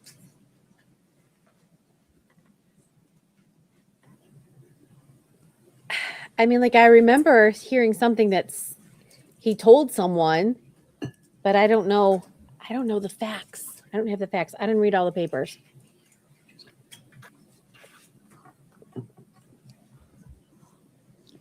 What says you, Mr. Bloodworth? Maybe Mr. Bloodworth should come up and answer that question.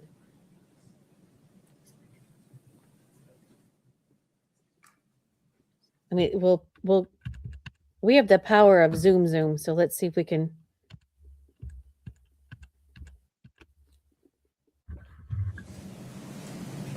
I hear it. I think the court is aware of what the admissible evidence is, the testimony from Josh Case and Cody Wright, that the Cody admissible- Wright's not going to testify, as I understand it, trial pursuant to, not at least regarding the events of February 14, 2022. I don't think he has any admissible testimony regarding that He day. does. His admissible testimony are his observations, not the content of Eric Richins' conversation, but his observations about Eric Richins' demeanor. You How didn't his see him. voice It was sounded. it was all on the phone. Right, but his hearing observations about his voice, how he seemingly sounded on the phone during those conversations, and not the content that aren't admissible because of hearsay rules. But there are observations that he could make through that phone call that is admissible. Proffer that for me. Yeah. This is exactly what Mr. Wright testified to previously. I don't know that he can give that testimony regarding his observation of the manner in which he was talking without saying what he was saying. I disagree. Right. Oh. Ooh. You're proffering that Mr. Wright would say he sounded scared. That he sounded somber, that he sounded concerned. I don't remember the exact words that he used when he testified, so I don't want to misstate those. But certainly he testified that during that phone call, Mr. Richins had a certain demeanor that struck him and that he remembered, and then he testified to what that demeanor was. Okay. All right. Let's assume that comes in. Anything else? There are also text messages between the defendant and Eric Richins about the sandwich that was left. And So let's be specific. There's Sure. a text message from June between defendant and her friend indicating that she left a sandwich. And then there's a text message from Eric to Kouri at 11:33 a.m. on February 14th saying he's not feeling well. I'm going to go lay down. If I don't feel well, I'll go to the hospital. Anything else?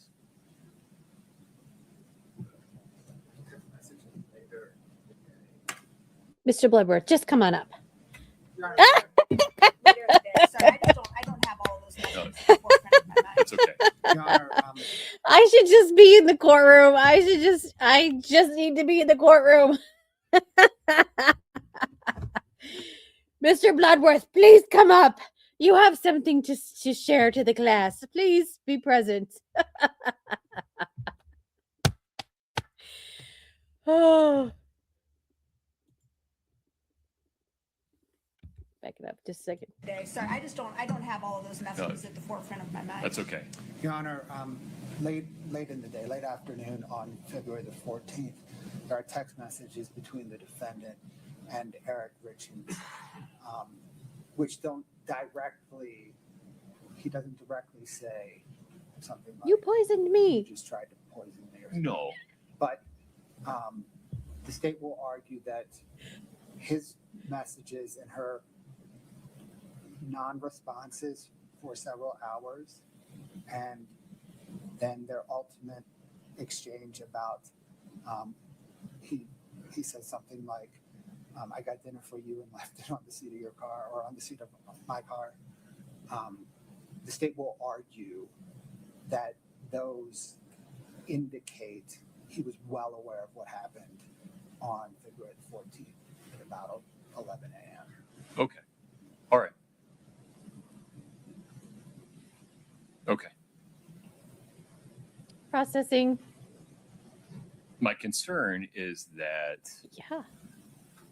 in the absence of admissible evidence, in the absence of the jury hearing the content of Mr. Richins' statements to Kouri Wright, there isn't a basis for the jury to conclude that Mr. Richins was acting inconsistently by staying with Ms. Richins or not doing something more acute between February 14 and the day he ultimately died. And without a reasonable basis to find that he acted inconsistently, I'm not sure why Dr. Venino's testimony is helpful to the trier of fact. And I'm more concerned that under 403, it would invite the jury to speculate about whether there was, in fact, a prior history or prior experiences of domestic violence that aren't in the record. I think there are other instances, other facts that would be presented at our case in chief that are maybe not on their face what people typically consider domestic violence, meaning physical abuse. And that's the crux of it. For example, if there is infidelity, why do you stay in a relationship? For example, But if does Dr. someone is, Venino have anything to say about that?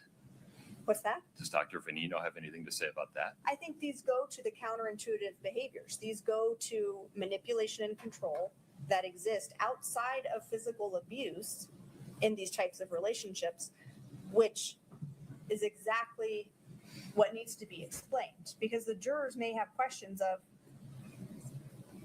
why wouldn't you leave if you knew you were being cheated on?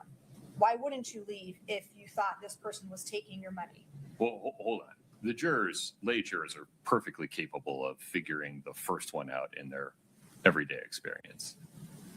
The second one as well. The state, I think, has a more thought-provoking point of, if you knew somebody tried to kill you, why'd you stay with them? Now that, I understand, would require or may allow the admission of specialized knowledge regarding domestic violence relationships and cases. I got that. That's, I think, a valid argument.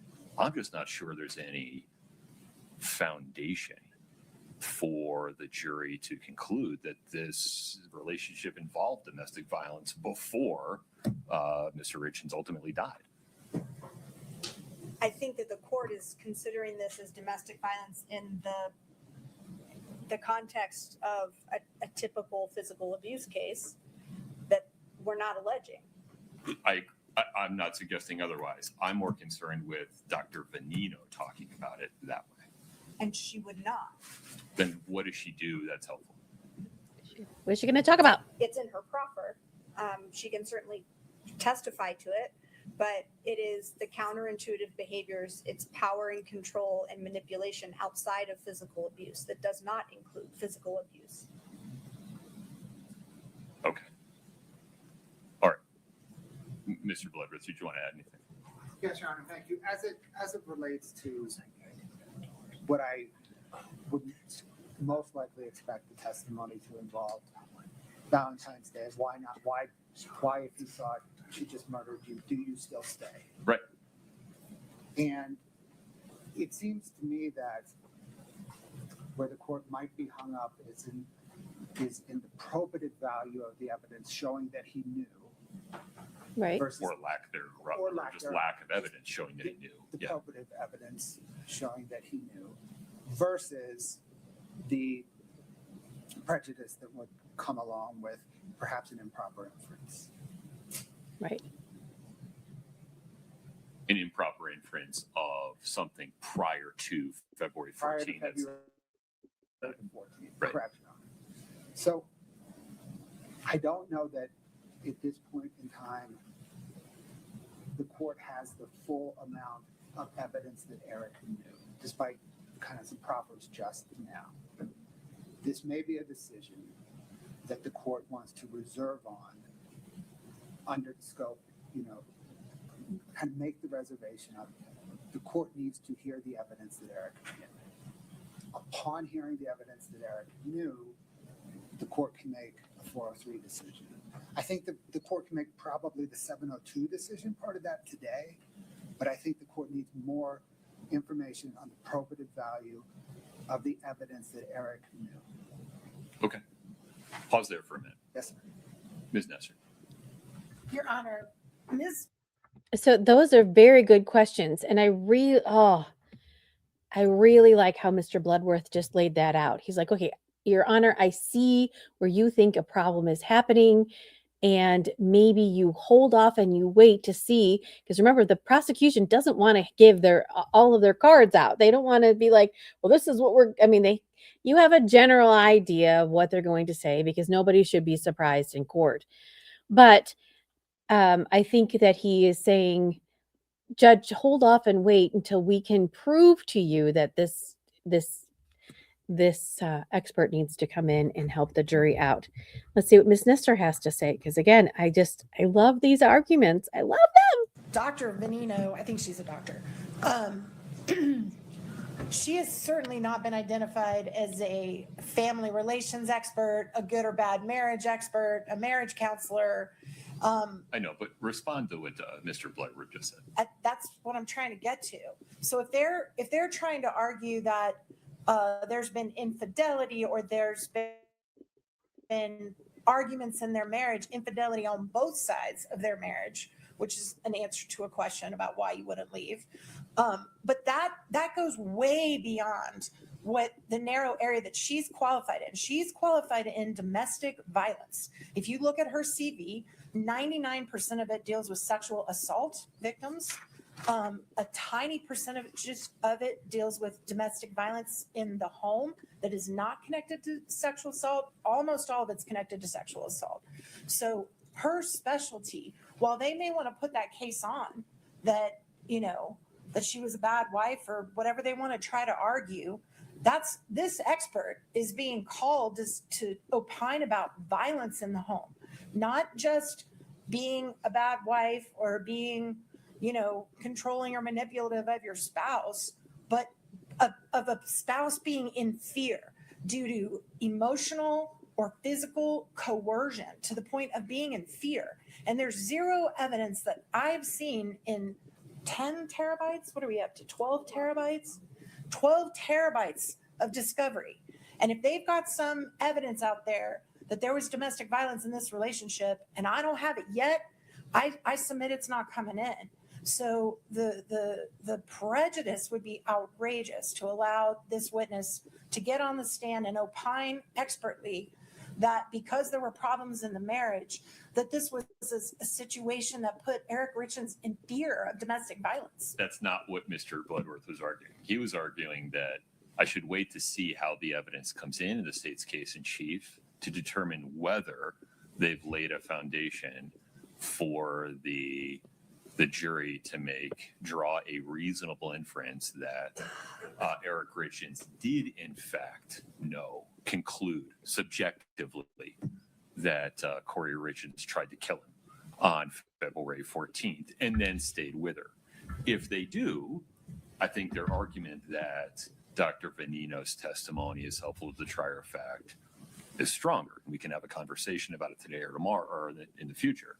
If they don't lay the foundation, I don't think it can come in because it won't be helpful to the trier of fact. And even if it had some minimal helpfulness, it's the danger of inviting the jury to speculate about whether there was some other history prior to February 14 regarding domestic violence, whether they've misheard the evidence and are confused or misled.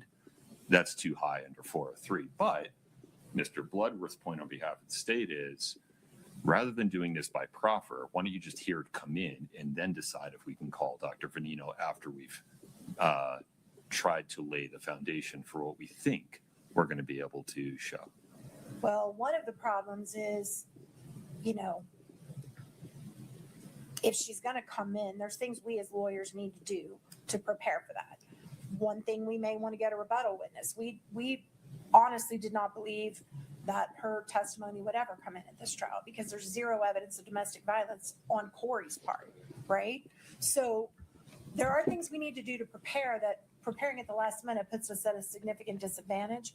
I think you're always entitled to revisit any ruling you ever make, right? You're the judge. You can revisit a ruling at any point in a trial if the evidence changes or something changes. Certainly. But as this evidence stands right now, they have not propounded evidence sufficient to get her testimony in at this point.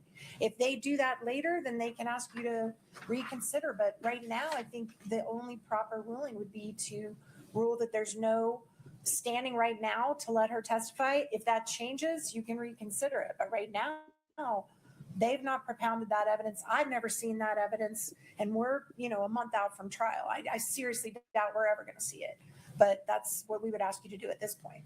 You acknowledge there's a little bit of internal inconsistency to what you just said.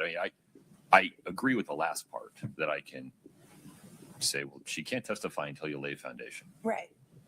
But once I say they've laid foundation, you're going to be right on the horns of the same dilemma you just described in terms of needing to have a rebuttal expert prepared to go. Right. Okay.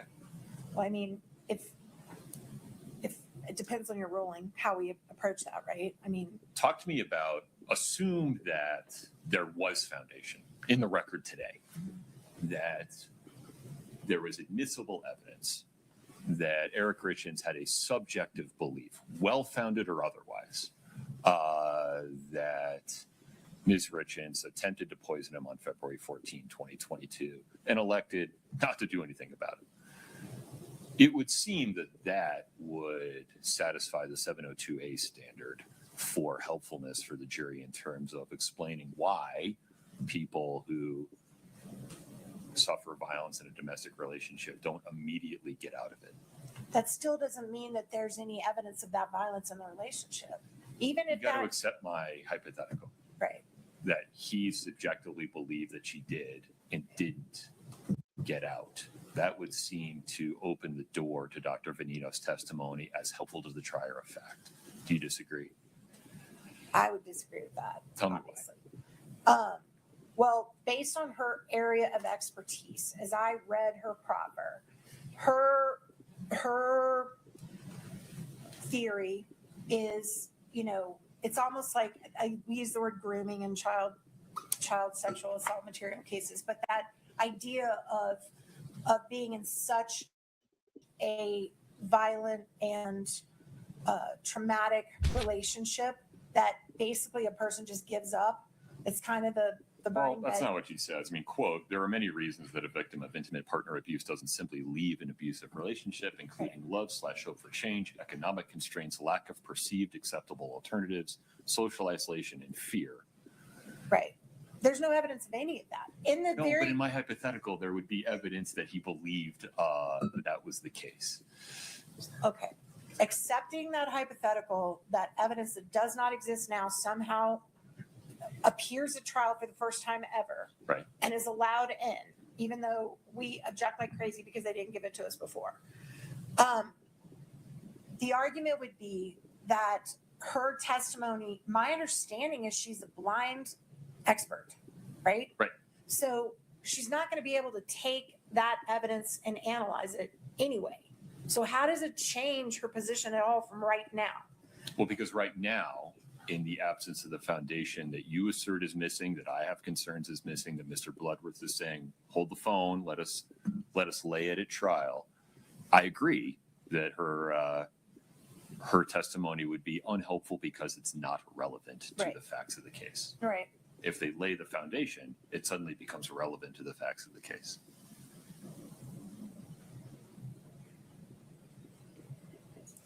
I don't know. I think it gets Okay, so what's happening here? The the prosecution's like, hold my beer, we're going to show you. And she's like, Judge, we don't have any evidence of this. I don't know what they're going to present. And I think that Bloodworth is like, well, we have a very small foundation based on these things that we think it's going to open the door and it's going to lay that in. And they've got it too, but it's not strong, right? It's very, very weak. It's a weak foundation. But this is what it's all about. It's about the prosecution puts on evidence, the defense puts on rebuttal evidence to dispute those facts, and then the judge can say, you didn't lay enough foundation for this witness to come in. That's where he's going to leave it at this moment. That's where she's not out, but she's not in. Make sense? Yes. very, very painfully close to opining on the mental state. I mean, it's the same argument that you raised before when you were talking about the testimony of the profiler, right? Like, how close are you going to walk to that line that you're giving an expert opinion about what's inside someone's brain and then extrapolating that, one step over to defense counsel table, right? And I mean, basically her testimony would be under circumstances where someone believes that their life is in danger. It's perfectly rational for them to stay. So it must show that they did believe it, but that they just didn't act on it. I mean, she's opining on what would be in Eric Richins. I mean, they'd offer her testimony for the inverse. Right. The fact that he didn't leave is not necessarily an indication that an attempt in his life didn't happen on February 14th. I mean, I had a case very similar to this one time. I had a rape case where the victim of the alleged rape testified wholly inconsistently, like 6 different times about what happened to her, to the extent of like where it happened, how often it happened, in what position it happened. Everything was just absolutely in every statement she gave. And the federal government called a witness to testify, an expert, to testify that rape victims are more likely to be confused. So the fact that her statements are inconsistent are consistent with trauma and make it more likely that she was a rape victim, right? And we have this huge battle over that, about how far can you use an expert to explain away your inconsistent evidence, right? Evidence that's inconsistent with guilt. And it shouldn't be that you should be able to call an expert witness and say, hey, we're presenting something that's wholly illogical and irrational, but we're going to call this expert up here and say, well, this certainly would be a perfectly honest reason why Mr. Richins would believe that, you know, it was a healthy thing to stay with someone who just tried to murder him, right? And so it eliminates their problem with their evidence and it goes into his state of mind, which But she's not going to testify to that. an expert shouldn't be called to testify about. Well, we could talk about that under Diaz. Right. But, okay, I understand your position. Ms. Shermack, Mr. Bloodworth, anything else today? No, sir. Okay. I think he's going to hold this one over, not make a decision. Let me take it. Oh, I'm sorry. Sorry, Your Honor. That's okay. Anything else on the record at the moment? No, sir. Let me take a 10-minute break. Okay, thank you. Ooh. Maybe he's going to opine about it. 10-minute break, 10-minute break. All right, well, we have a little bit of Zoom room. We are getting close to real time. Do do do do do do. Do do do do do do do do do do do do do do. Do do do do do do do do. Do do do do do do. All right, we're going to start it right there.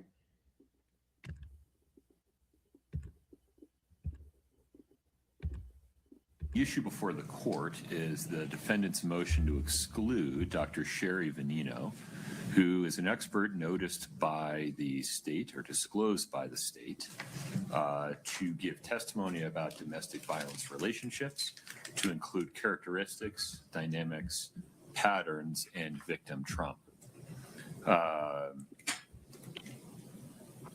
Dr. Venino is disclosed as a blind expert who is being offered to testify regarding a set of principles regarding domestic violence relationships without having either viewed or opining on any case-specific evidence.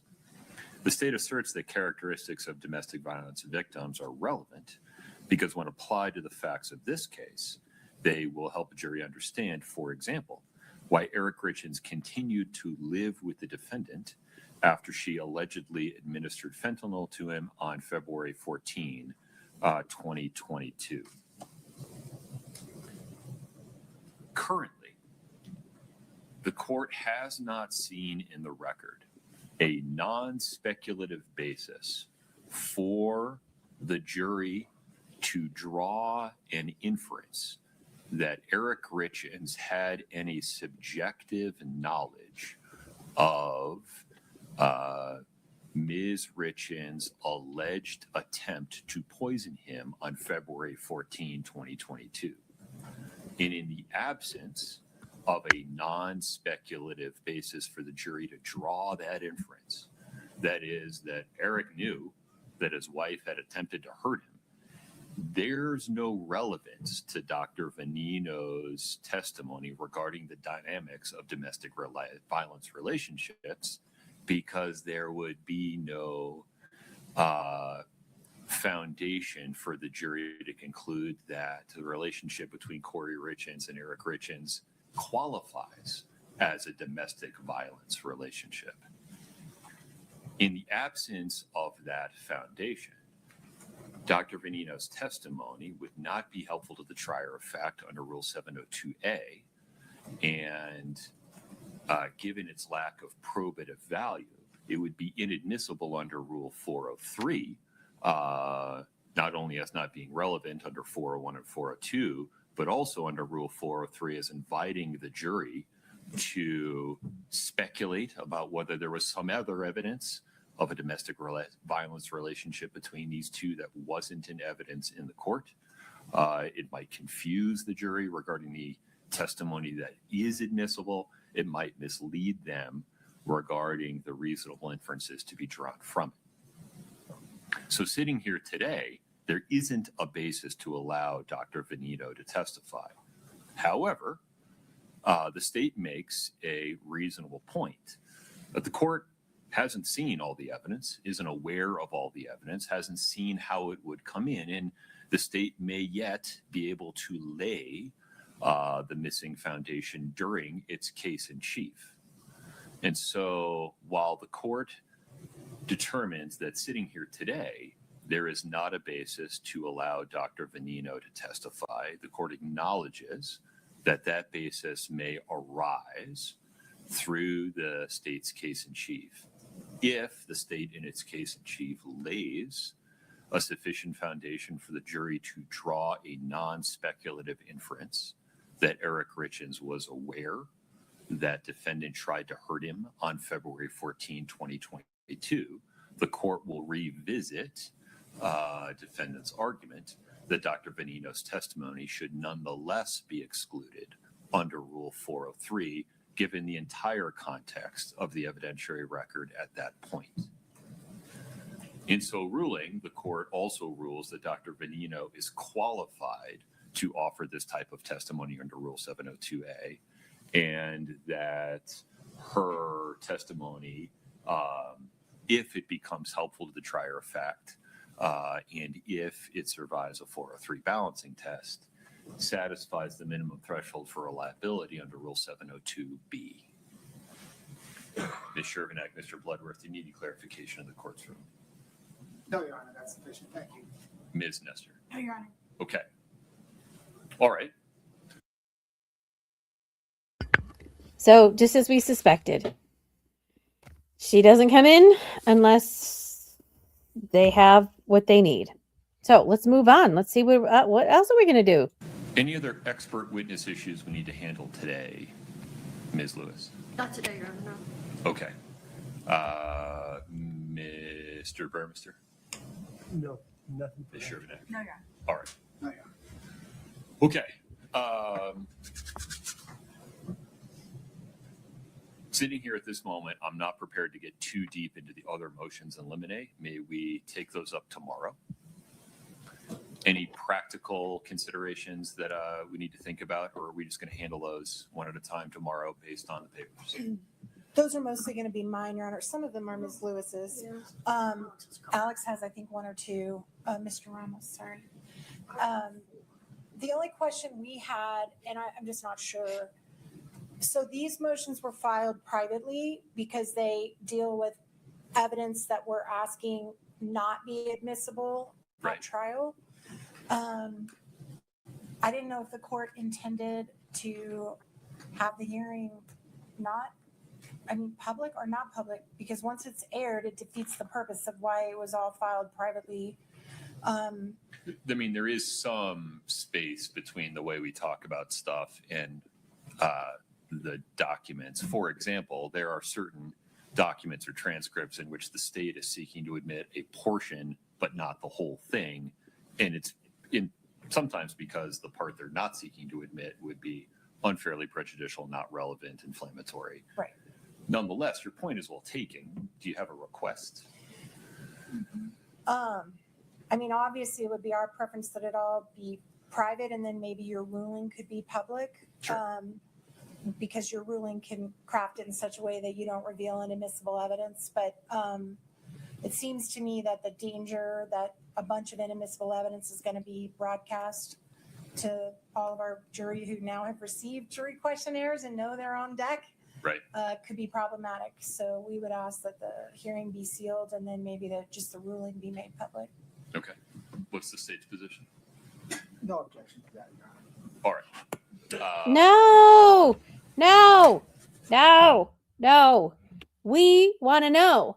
We don't want to wait until trial. We want to know now, especially the walk of the dog letter. So maybe you can do a public session first and then a private session later. Please, please, please, please.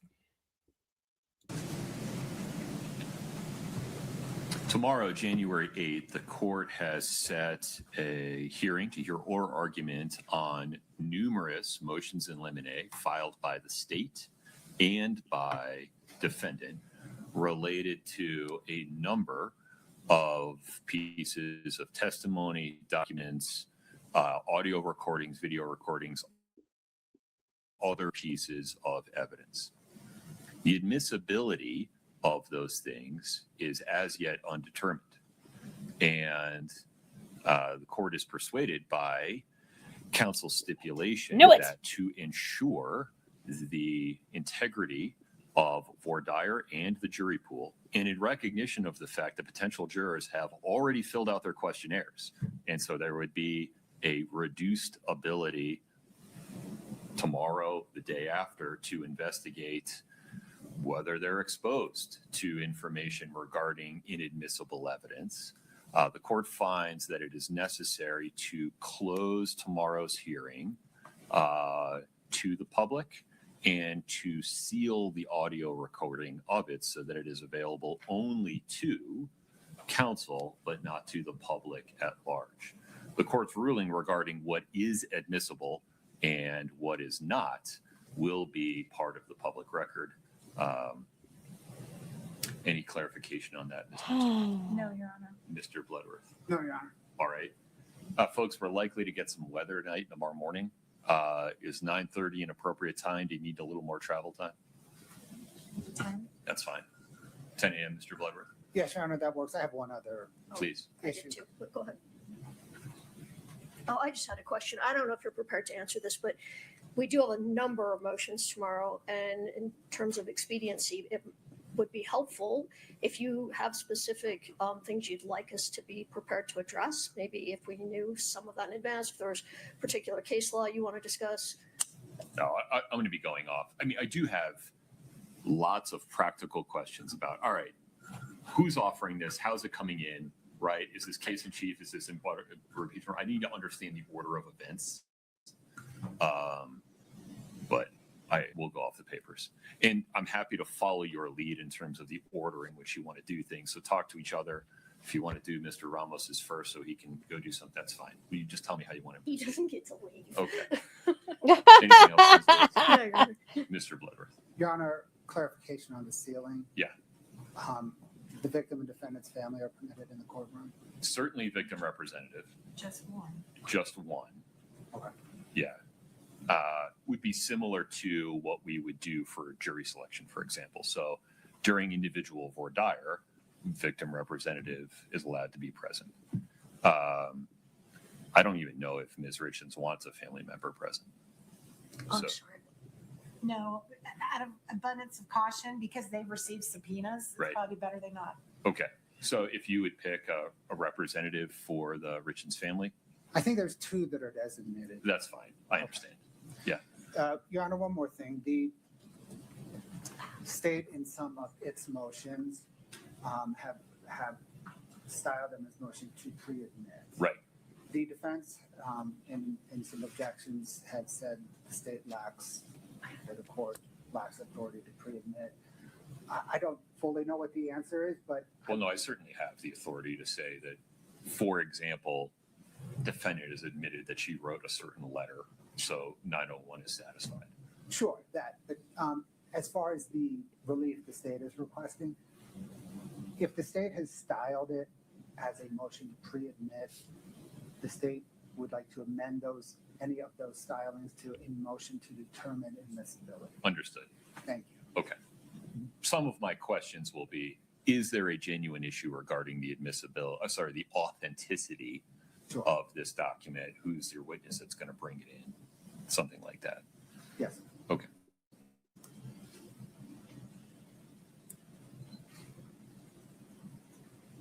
Ah, boo. Boo. No, nothing further. Okay. Boo.